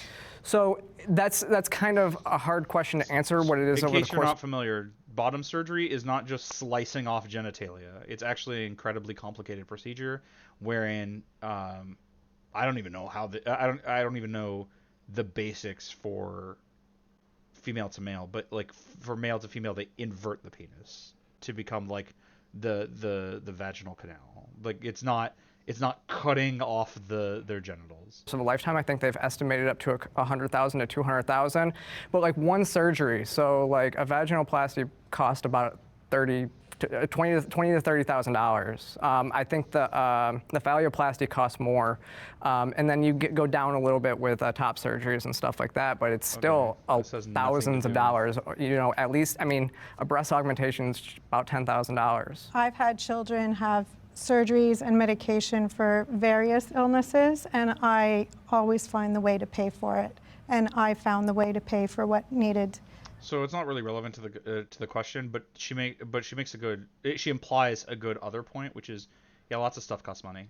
She's had to pay for medical procedures for other things in her children's lives. The conservatives don't give a shit about that. They don't seem to care that that's too expensive, or like the possibility that those are being pushed on you by doctors who are just trying to siphon more money out of their patients or whatever. They don't care. They only care about the trans thing because they're transphobes, not people who are concerned about medical ethics. In this case. How much did it cost? What was the general range? I'm not comfortable sharing that. Yeah, fair. Okay. I can say that for me, I pay about like $10 every like 4 months for my medication. Oh, shit, that's very affordable. Yeah, that's pretty good. So you've been kind of consistent throughout in each of these prompts of staying on the liberal side. Yeah. Is there anything that you might want to ask that may potentially maybe even sway you to the other side, or just something maybe that you're not considering? My cousin is trans, and he is so important to me, and so saying that it's a mental illness, saying that it's pushing when you can see that so many trans people of color are being denied treatment, I don't think that that's fair to say that it's pushing. I feel like they're not gonna be disrespecting someone very close to me if I was over there and saying that it's a mental illness and they're pushing transitioning just so they can make money. Okay. No, like they're just gonna be like, it seems likely that it may make money from it, so it's probably happening. Not like factoring it. No, trans people have a lot of difficulty getting the medical treatment they need. So what the hell are you talking So about? you're back on the undecided. What made you stay here? It's a bit dangerous to generalize or demonize the medical community and state that there's like a wide contingent or conspiracy trying to push transitioning, especially if we don't have evidence of it. I think there's probably, like he was saying, evidence of predatory practitioners and that sort of thing. If it brings them some sort of financial benefit, we do have to question whether their motives are entirely pure. But you say that, but we take this. You're not applying it to anything else, right? Like, do you take issue with that for like cancer care or dialysis is a really big one. That one is actually pretty clearly done. Like dialysis very often pushed as as the only solution because it does make patients for life. These people don't care about that, right? They only care about the transplant. That could be true of like any disease. Yeah. So okay. Cool. So she is capable. It's kind of both sides. I think had good points and both were kind of right. So I'm not in the middle because I can't make what she just said only makes sense if you agree with the liberals and does not make sense if you agree with. So what the hell is she talking about? Both sides have a good point. You just argued against the conservatives. Decision. I'm more in the middle because I agree with them both. Schools should include trans conversation in sex ed. So these people are going to be like, you shouldn't be telling. Time. Yep. I agree. Yep. Yes. What is that age appropriate? I think by grades 3 or 4 they understand. So I agree with her, but before Arthur pops off about like you want to teach children about chopping off their genitals or whatever, telling someone in 3rd and 4th or 4th grade like, oh yeah, there are some people who like think that they were told they were a boy but they feel like a girl. Children can get that, and you don't really have to go further into it. But then when you get into more advanced sex ed, usually in like middle school, as I understand it, that's when I got a lot of sex ed about like, okay, this is like how reproduction works, and these are STDs and so on and so forth.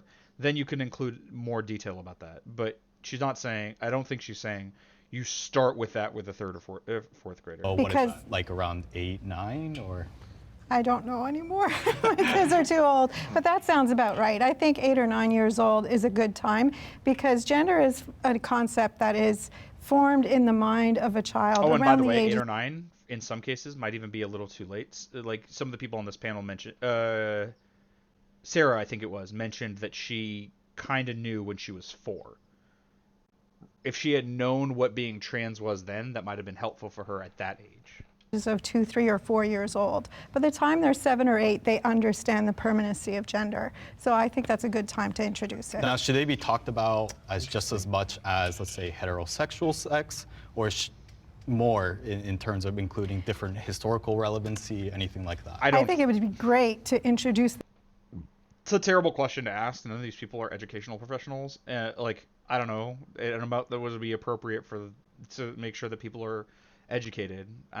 I leave that to people who are experts on the subject, but thankfully she's not like taking the bait and being like yeah, it should be half of the time or whatever, because it's just like bait for the conservatives to get mad about, like, you want to dominate our education with talks about transness to convert the youths into The difference between gender expression, gender identity, and sexual orientation, because that is 3 completely different realms.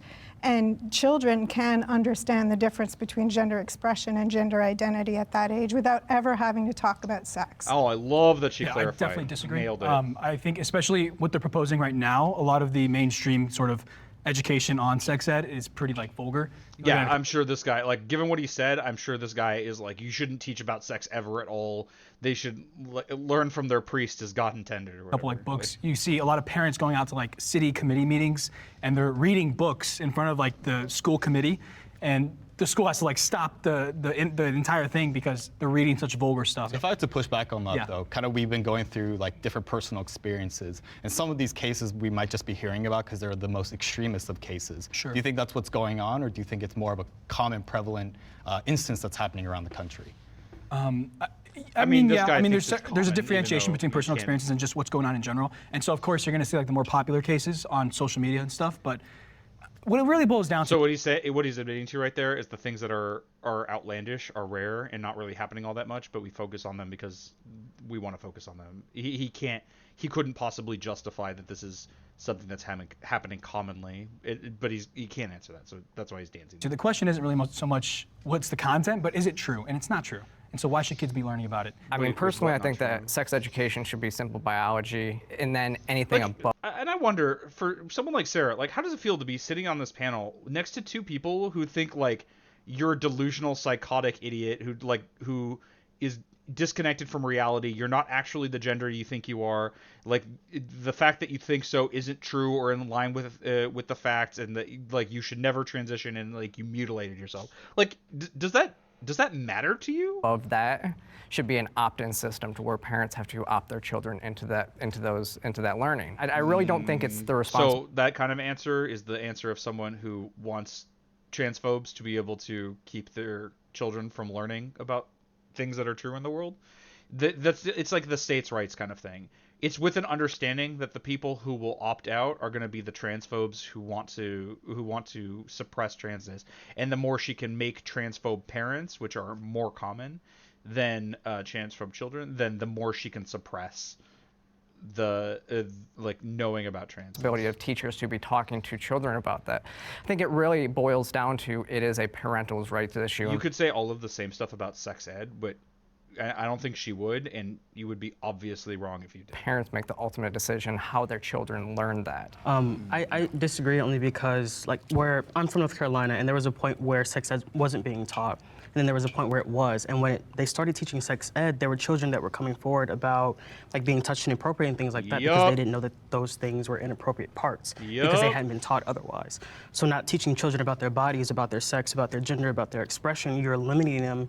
You're giving people, pedophiles specifically, the opportunity to prey on them because they don't know any better. Which you're is, of course, leaving like, them in the dark. I As just far as don't like think gender. Now, of course, like Arthur is going to be like, but you're the pedophiles. But no, like what Adrian is saying is 100% unimpeachably correct. Yeah, as it turns out, sex ed sex ed protects children from predation and abuse.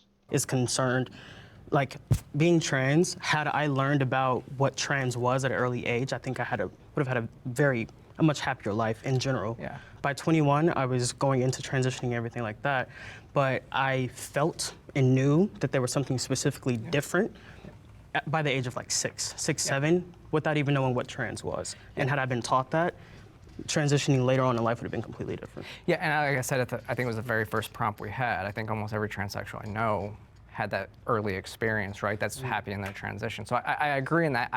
I really think it is.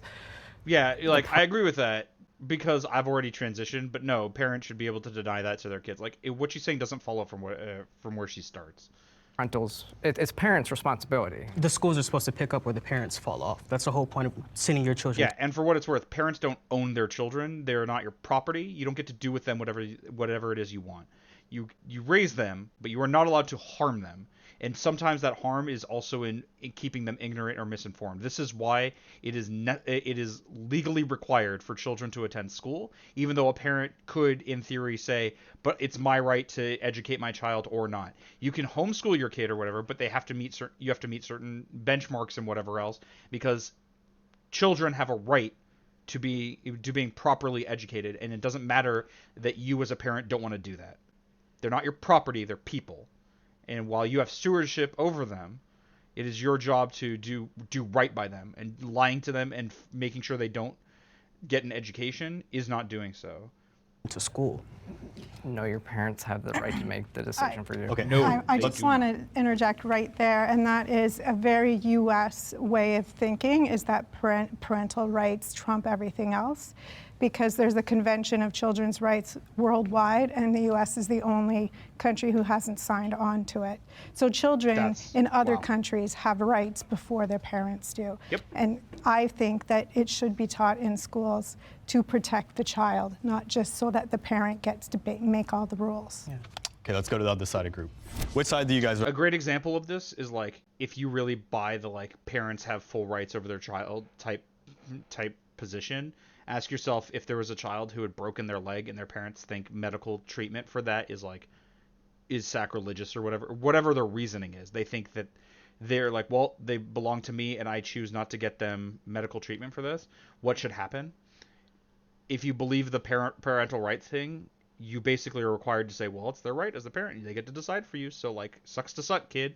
And then if you are reasonable, you instead realize, no, that parent absolutely does not have the right to withhold medical treatment. And so like there should be people looking out for that child, protecting that child from the parent in a case like this. The same is true for education. No, a parent doesn't have the right to make sure their child is ignorant. Resonate with. And if you think there's a difference between the medical stuff and the educational stuff, ask yourself again: what if a parent thought their child shouldn't be literate? They shouldn't learn how to read and write. They'd be just as abusive. Now, I don't think that's as abusive necessarily as learning about gender transition stuff, but the point is that a parent does not have full stop rights over what their child experiences or what they learn about. And so to insist like I should be able to deny my child information about the true facts of the world, especially to compound bigotry, no, I don't go in for that. More liberals or conservatives?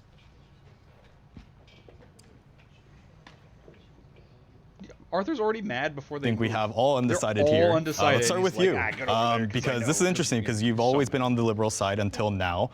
What spoke to you that made you undecided in this instance? Probably the uncertainty. Well, I would just like to mention that I actually work in childcare and I work with children, and so as much as I think that we should have comprehensive sex education, I think that 5 years old is a bit young. No one said 5 years old. I think and the only thing that people said about kids that are even close to that age, I forget her name, the mom was saying like 8 or 9 year olds, they should know about gender identity and not the sexual aspect of it. So like, I don't understand. Sometimes the undecided people answer as though no conversation had happened, and it makes me wonder like, do they have like, are they not able to hear the conversation? Do they have like, are they supposed to like put earplugs in, or like what's going on? Middle school age, like 10 to high school. I don't think that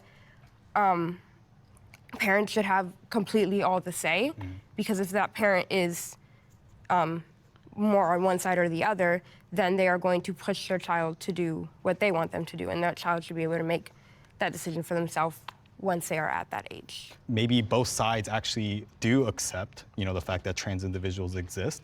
However, more of the discrepancy is around the age and when it's being introduced. What do you think? I think she mentioned around 8 or 9. I think that's a good age. I have a little brother who's 11. Why are you he was around undecided? that age, what?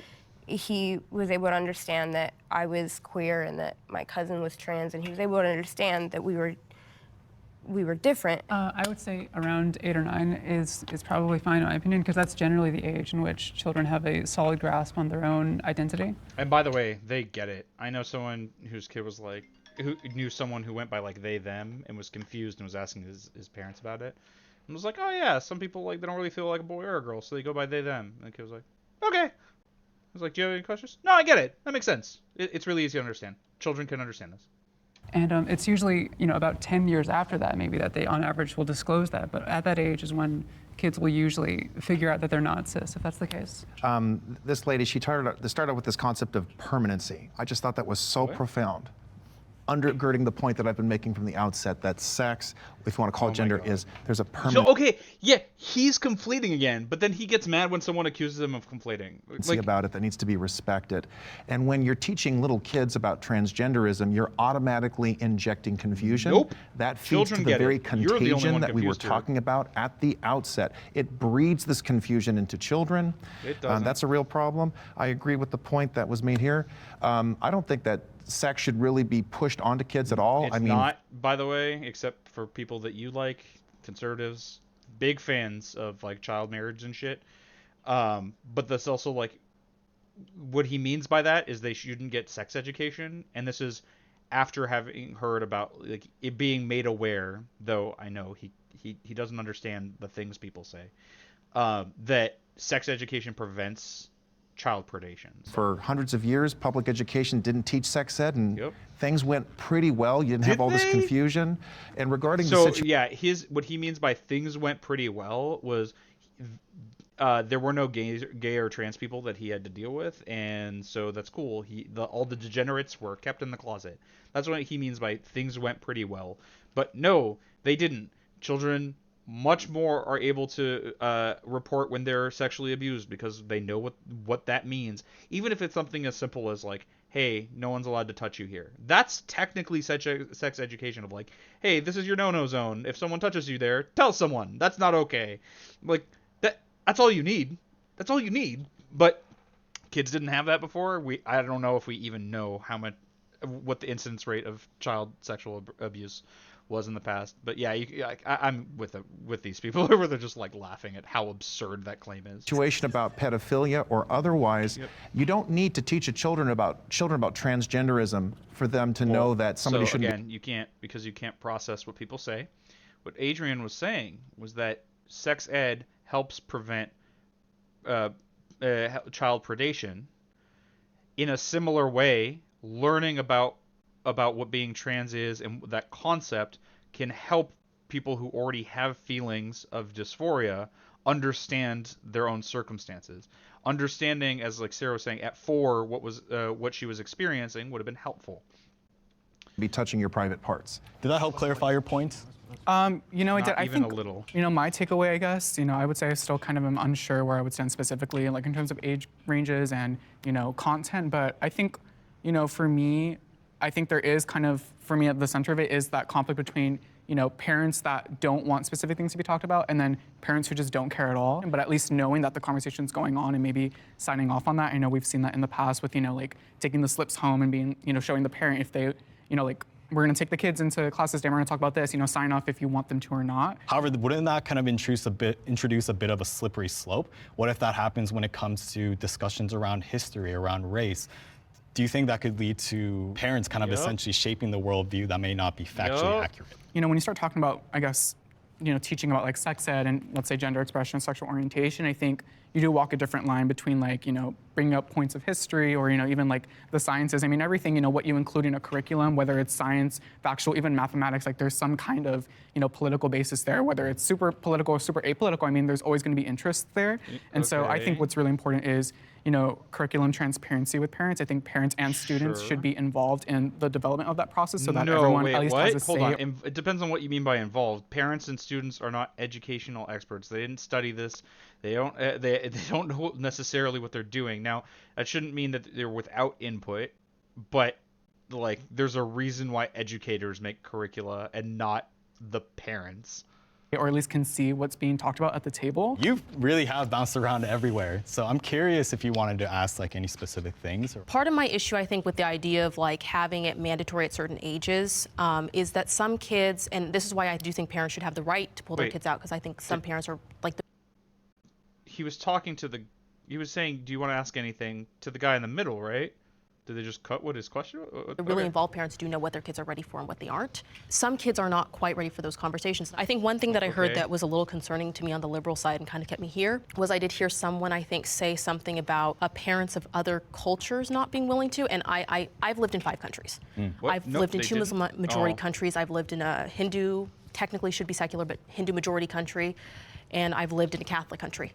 And I think the Western mindset and how we approach issues, and we have to understand, like, when you're coming out of the country and you're bringing your children into a new culture as an immigrant, you want to keep your values at home, right? And there's things that you're going to be... I get that people want those things, but people want all sorts of things. Just because they want them doesn't mean that we need to act on them societally.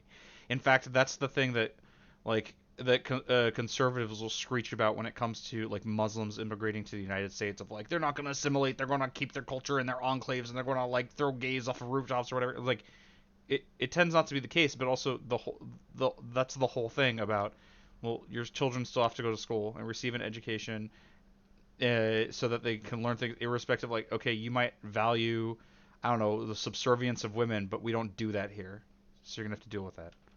Concerned about and nervous about, partially because of like religious. Also, I get that to an unfortunate extent we do that here. The point is that it's less thorough, certainly, and there are a lot more efforts against it. You get the point. Affiliation maybe, or just not experiencing it. And so if schools want those conversations to happen, the focus needs to not be going directly to the children, but it needs to be going to the parents. It needs to be prioritizing assimilating the parents into the culture so they are aware how to have the conversations with their kids at home. Because what ultimately happens is if the child is learning something at school, like just again, like I can't stand these because like you can take exactly what she's saying and apply it to a different subject and realize how stupid it is. Like, their parents don't believe that you should teach slavery. Okay, well then you should empower their parents to have their conversation about it. Like, no, no, I don't give a shit what the parent wants. And they feel like they can't go home to their parents, and the parents find out about it in a way that's not, congruent or whatever. This creates a distrust from those parents with the school system. And, that just brings chaos to America. That's a very serious issue. Do you think this is a uniquely American problem? I think it's a Western viewpoint problem. Minors are capable of making life-altering decisions. Okay, finally we're getting to something. Disagree. There's no way. Obviously. So the conservatives are going to say they disagree, and then you're going to bring a million examples and realize, oh wait, you do actually agree, and you're full of shit. The really obvious one is, okay, so if minors are not capable of making life-altering decisions, then why is it that we empower them to choose what colleges they apply to, or that we make what college they're even, or like that their grades are determinative of anything in their future? Why should that be the case? They're minors. They can't make life-altering decisions about whether they pay attention in class. They shouldn't be judged on that at all, right? Obviously, minors are capable of making life-altering decisions. Some of those decisions should be, or they're not ready for. Some of them they are. In fact, conservatives like to think that minors are capable of making the life-altering decision to get married. So, no, like there are things that children can understand, and there are things they can't. And it is obviously insane to say that they are incapable of making life-altering decisions. Minors aren't able to make decisions whether to join the military, get married, or... They're allowed to get married, by the way. They don't really make the decision. Their parents do in the case of child marriage, but like, it's a thing. It's allowed in this country. Make tattoos. And so when you're talking about something that's super important, like... Oh, and by the way, like some of these things, they're capable, like if the parents agree that they can get a tattoo, they can get a tattoo. And like a lot of these other things, you need parental consent. So, but these people would also be opposed to children transitioning with parental consent. They would say like the parents are pushing them because they got tricked by the medical system or whatever. They don't believe any of it. Sex, gender, whatever you want to call it. There's no reason we should be chopping up kids, putting a bunch of hormones in them that are super dangerous that we don't quite know the effects of. No, we do. And then completely changing So, the life. by the way, like the hormones he's talking about, we do know what the effects of hormones are. In particular, puberty blockers have been in use for literal decades. We know long term what the effects are. That's what I'm like really passionate about, especially I think this is like the voice, this is the sentiment among like a lot of Americans is, you can do what you want, but why mess with the kids? And so that's where kind of I'm. Notice the incongruity with the previous statement.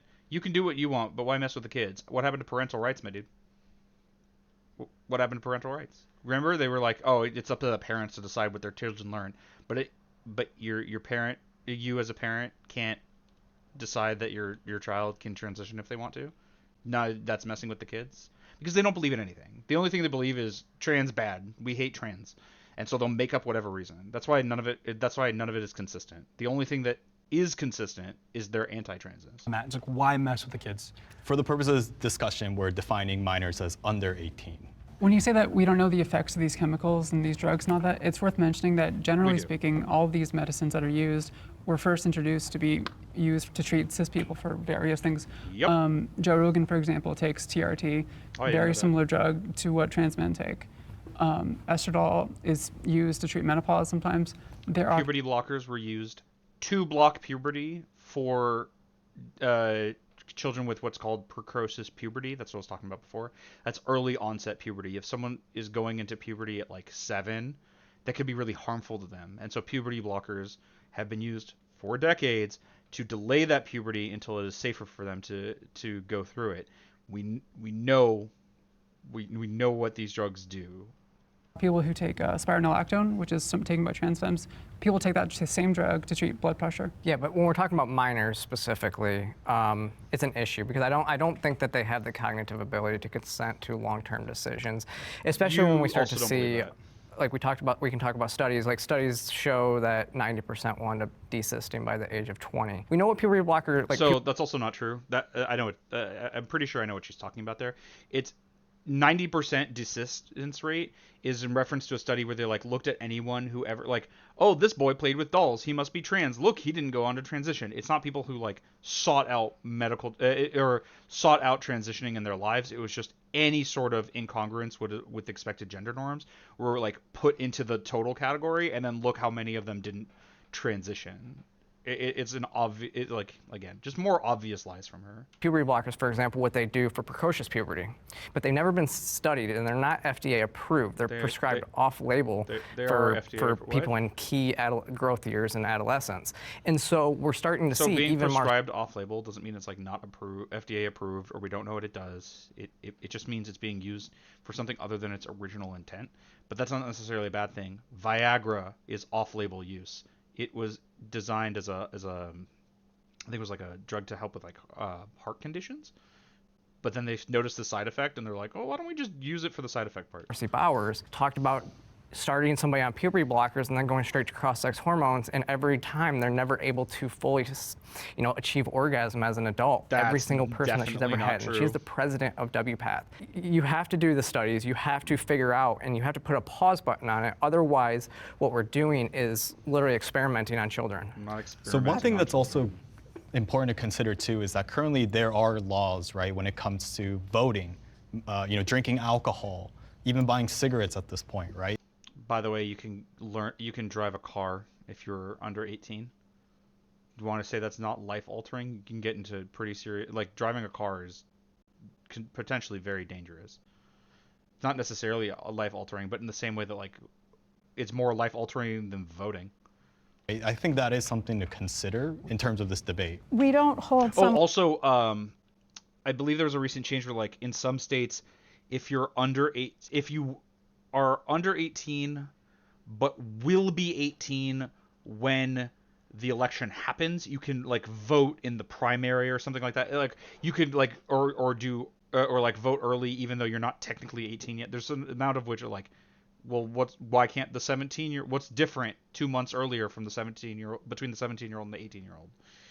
Someone's hand when we go in to vote. We go in and vote on our own. When a child who is 16 makes a medical decision to transition, it is made with a team. There's parents, there's psychologists, there's endocrinologists. It's not just one child walking in all by themselves to do it by themselves. We trust children to prepare our food for us at fast food restaurants. We trust children to drive combines on farmland in all 50 states. Why can't we trust a child to tell us that they are not comfortable? And by the way, sometimes children get wisdom teeth removed.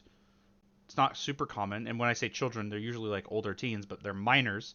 That's a life-altering decision. It's mutilating your mouth and changing what it's like. We allow for this kind of stuff. That we need to treat them medically with a medical transition. Because those are practices, those are jobs that aren't going to affect their lives forever. So that's not even, I mean, that comparison just isn't going to work at all. That's the first thing. Getting back to this main question, children cannot commit to these life-altering decisions. They don't even know what life they can have. There are so many options that are available to them, and I just want to bring you back, like. Children, like minors, go to high school. While you're in high school, the decisions you make will affect the rest of your life. You don't believe me? How much is your life impacted by what college you got to go to or didn't get to go to? And how did you get there? Based on the grades you had, based on the extracurriculars you took part in, based on so much stuff that you do in high school, based on which colleges you applied to. All of those decisions are made before you're 18. And yet, we think it's okay for people to make decisions about their life in that regard. They get cut short. You're making statements about how they have all these adults guiding them into this. That's the whole point. They're guiding them into getting their bodies mutilated when they should be dealing with the mental health issues. Wallace Wong is an unscrupulous medical professional in British Columbia, and he is part of the whole profit regime. They are rushing kids into these procedures. I know this because a father found out that his daughter was being transitioned without his knowledge or permission. Yeah, so it's not that his daughter was being transitioned. It was his son was transitioning and knew that his father was going to fight him, and so he didn't tell him. Yeah, when your dad's a transphobe, you're gonna not let him in on your transition. And when he was telling the public about it, he went to jail. That's what Canada does. So it's not just about the phrasing. He's definitely lying about what happened there. I'm not going to look it up, but he's definitely lying, right?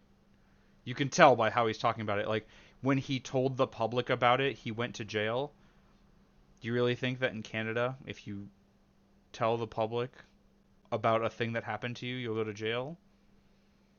Maybe you do if you're conspiracy minded, but no, obviously. He probably was doing other stuff.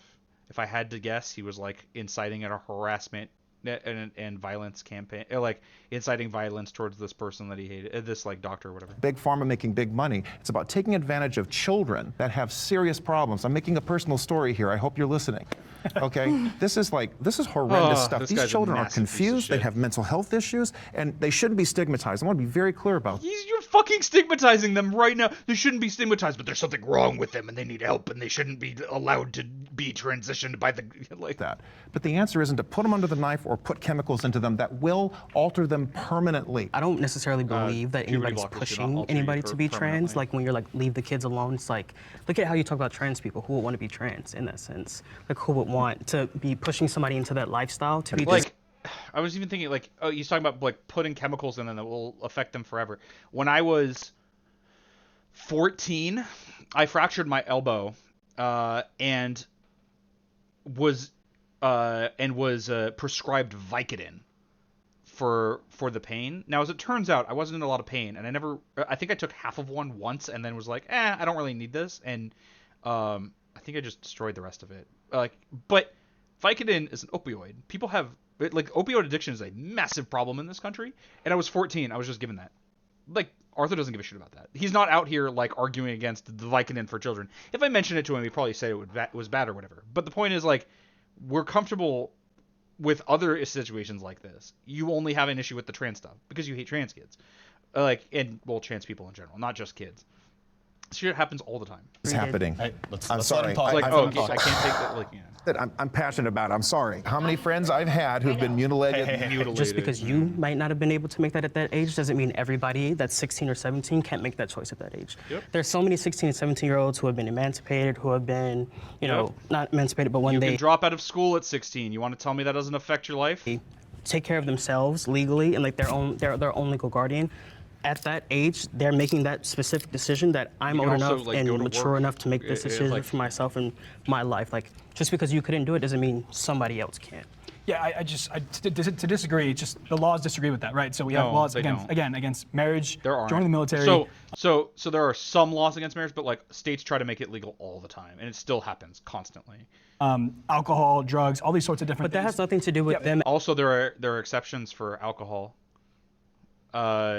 At least I'm pretty sure, because as part of like Jewish holidays, like the religious, I don't know how to explain it. Like what you do for holidays in religious practices involves drinking an amount of wine, even children. Now, often it's grape juice, but sometimes it's like, here's like a sip of wine. It's not a big deal. I'm pretty sure there's like religious exemptions for that. It's not hard and fast. As people. But overall, there are laws against these things, and so we're talking about people. We're talking about a group of people who believe in Santa. Law is not the same thing as like whether it should be the kid, right? This is deferring to kind of like the other lady was doing with facts or whatever. It's deferring to what people have already agreed on, as though that is transcendent truth, and like we have to apprise that. But law can change. Law does change. Law is often has blind spots and not some and not others, whatever else. Like it used to be that you couldn't vote until you were 21. Now it's 18. Is that a subversion of the law? No, not necessarily. Right. You're saying younger and younger people get transitions, right? You're talking about people with this tenuous grip on reality. There's no reason we should be pushing sex. When I was 13, 14, I was thinking about my friends, video games, sports. Let's go to the undecided. Which side do you guys resonate with most?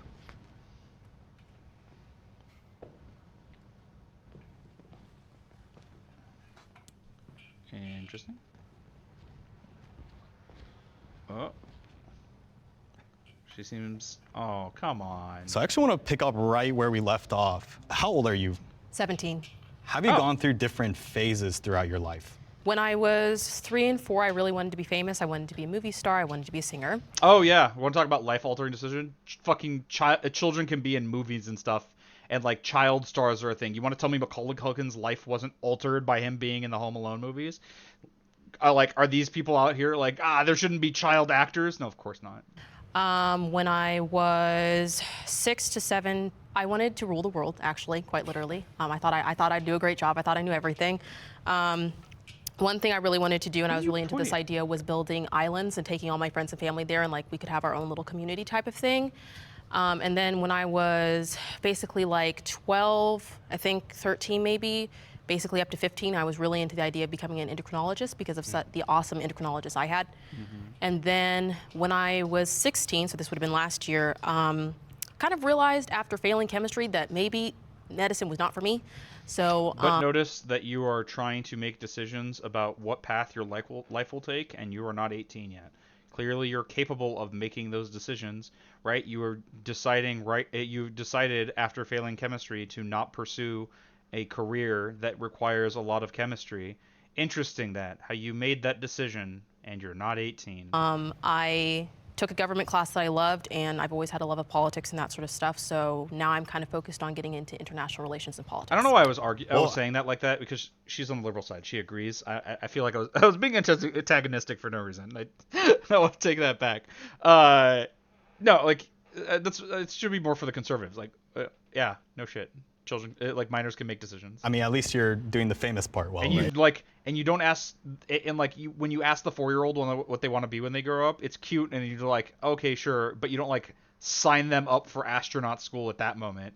You instead go, okay, like that's neat or whatever. But when you're 16, you can make a real decision, like you can make real decisions about that, and impact your trajectory towards those ends. Right now. So you went through different, 4 to 5 different stages, but you're kind of like on the liberal side at the moment. Can you explain why you decided to step on this stage? There's certain age groups that probably should not be making life-altering decisions, like 3 to 4-year-olds, absolutely not. Yeah. But it does ultimately, I do think parents do need to be involved with that, just because parents do oftentimes have their children's best interests at heart, even if at times to the public or to the child it seems unfair. So I agree, but maybe just a little less with the conservative side this time. People also have said that you don't even develop your prefrontal cortex until you're 25. Yep. I'm 26, and I feel like I can probably resonate with that. I think it's kind of wild. I had the same experience of like, it's kind of nuts how much how much of a difference there is there. Like you'd think, especially because like how much society talks about 18 being an adult. You're like, you get to the other side of 18, I didn't feel really much different. Getting to the other side of 25, I did, like in a major way. It felt very, very different from who I was before. There's something to be said about that, and maybe age of consent for all sorts of stuff should move up to 25 for that reason. But also, it should be more gradual, right? It should just be gradual as like what is benchmarks of getting to certain places. I don't think it's wrong for 18-year-olds to necessarily be able to vote. I wouldn't be in favor of raising the voting age necessarily, but maybe like the expectation that someone is still kind of a child when they're 25. Maybe like they shouldn't really be able to consent to certain things in society. I can't necessarily put my finger on what. That's why I'm vaguely gesturing. Until a little bit older, or maybe the expectation is like that's it's not until after that you make real decisions about your life, which also kind of lines up with adding college as mandatory education. Now it's you're still a kid. You're expected to live at home, and you're still like you're growing up, and you're solidifying yourself in the world, and then you'll branch out on your own once you're past that. It kind of lines up pretty well. But you would still be making life-altering decisions. It's just the amount to which you should be able to impact your life needs to increase over time, and some of that ability to make life-altering decisions comes before 18, as it turns out, and before 25 certainly. So I kept bringing up how there's certain things that you can't do, like in certain age groups. I think they were talking about like joining the military, drinking, but in Europe you can drink at 16. Yep. In the U.S. you can drive at 16, but in other countries, Middle Eastern and European, you can't drive till 18. And like what these conservatives basically have to say is like, it's like morally wrong for Europeans to allow 16-year-olds to drink, in a way where like it's it's also like morally right for 16-year-olds to drive here, and on what basis are you making that? 18 is super arbitrary. I agree that I think 16 is probably too young to be legally allowed to drink, because as I understand, even at 21, like, you're not, like, the effects of alcohol on your brain are probably too great. But, you know, such as it is, this is where we are. We determine, like, in actuality, what the limits are. Do you guys have any thoughts amongst you two? We're not going to hear a response. Made you guys go to the conservative side? I'd love to hear a discussion between you two. The one thing that really resonated with me is we're talking, I think he said, we're talking about people who still believe in make-believes. I just don't think they understand the gravity of the situation. Maybe not just transitioning, but there's certain decisions. It depends on like what kind of transitioning, right? This is why the vagueness of the question is a problem. Like, making life-altering decisions. Well, we're talking about transitioning. The implication is the life-altering decision we're talking about is transitioning.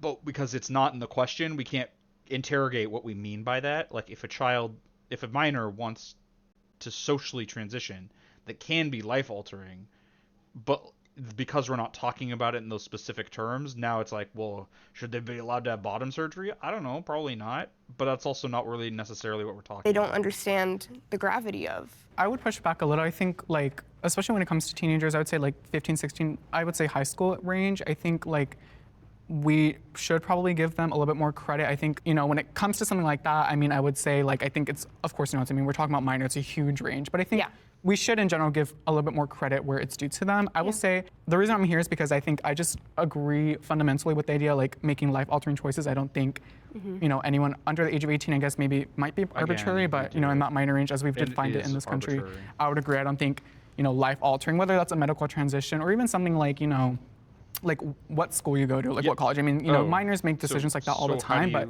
they're not most of the time, and I would hope. Okay, usually, so this guy seems to agree that even like what college you go to shouldn't be a decision you make when you're a minor. Okay, so what do we do? That's currently happening. Like, now what? They're not, you know, completely on their own. You know, we have support systems, and I think what's really important is that we extend those support systems to like counseling and, you know, people at schools and, you know, educating parents so that students aren't going into decisions completely on their own. Minors should be allowed to medically transition. Okay, we're finally getting to it. Absolutely not. That has not changed for me. It depends, of course. Like, so my opinion on this depends, of course, on what you mean by medically transition. Puberty blockers, you know, probably okay.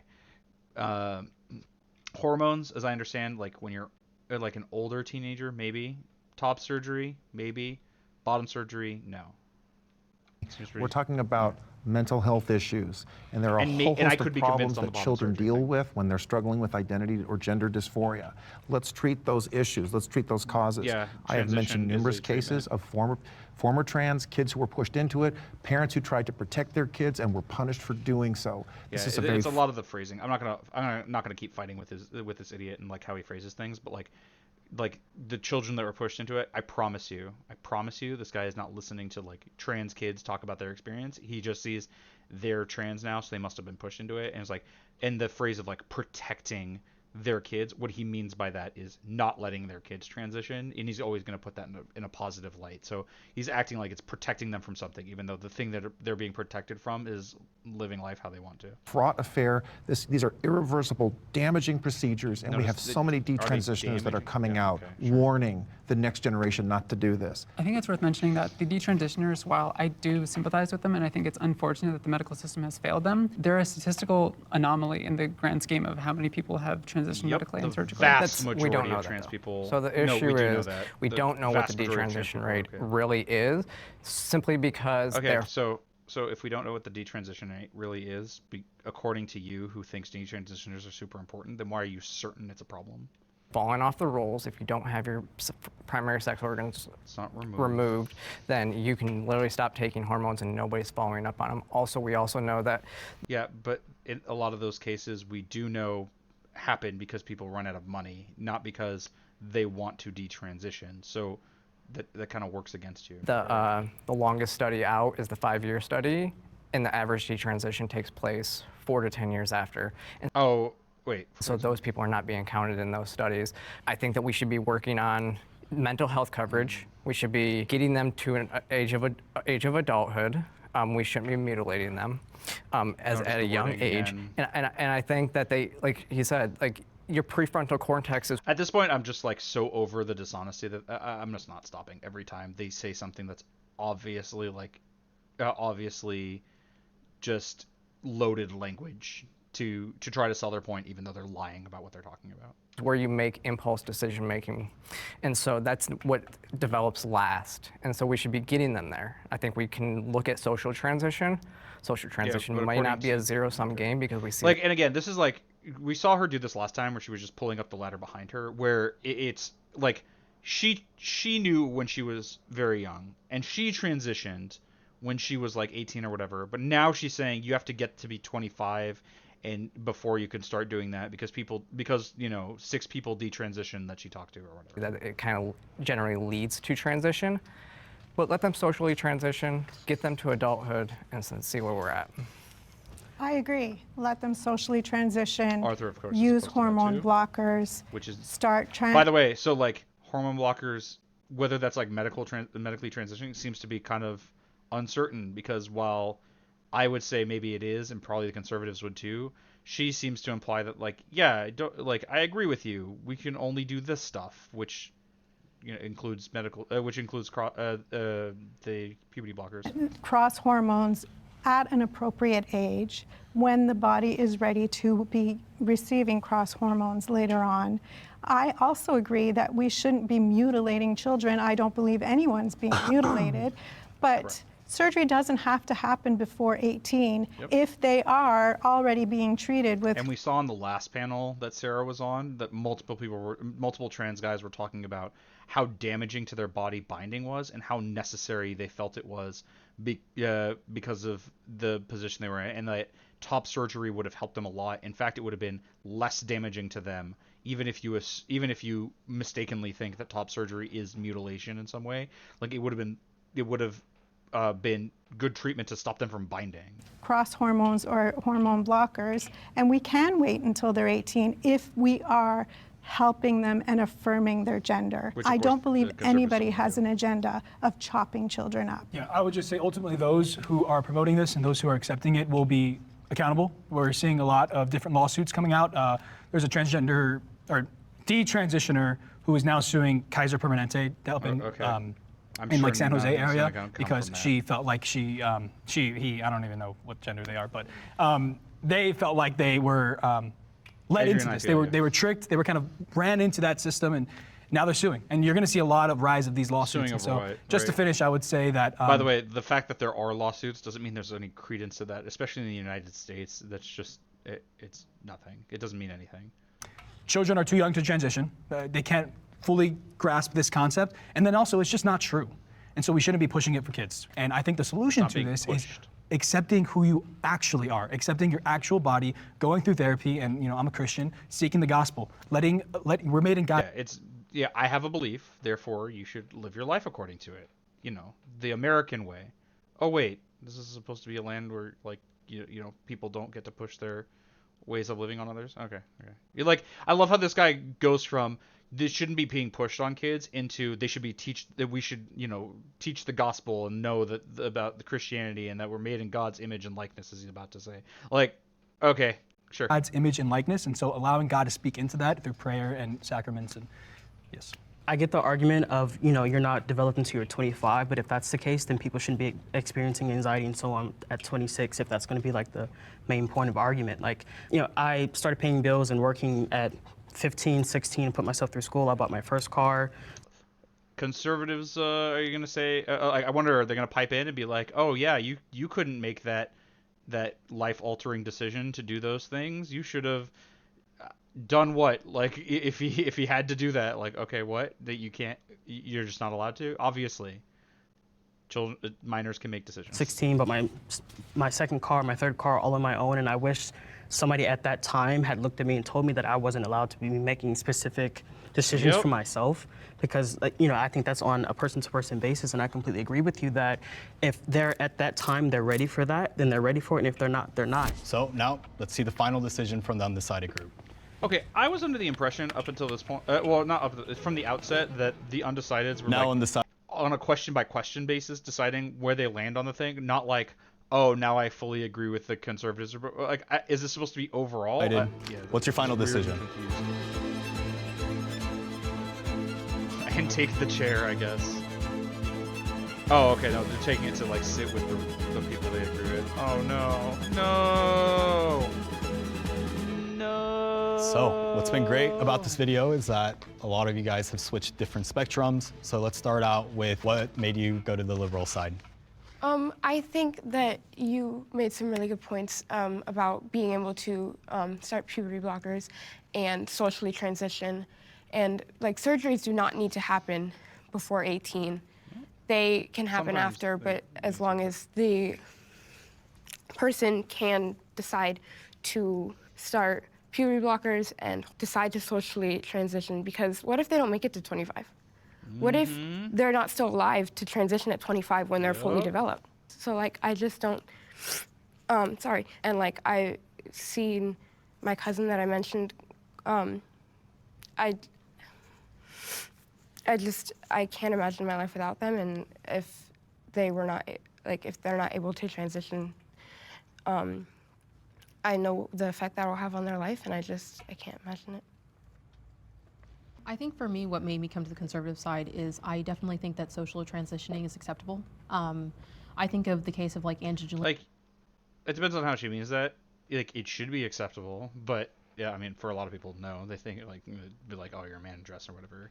And socially transitioning was also one of those like, okay, but like bathroom issues are the things that come up. Like, well, you still have to go to the men's bathroom or the women's bathroom, whatever your assigned gender or whatever. Angelina Jolie's daughter who went through a long phase of, I guess, don't have the energy we were for not this entirely anymore. sure if it was gender dysphoria or not, but wanted to present as male, and then came to an age when they did decide that that was something they no longer wanted to do. And so I really respect that opinion, and I am also concerned about that. I really genuinely, we also, if we're not entirely sure like what the medical, transitioning has long-term effects or Okay, so if we're not entirely sure, what do you mean entirely sure?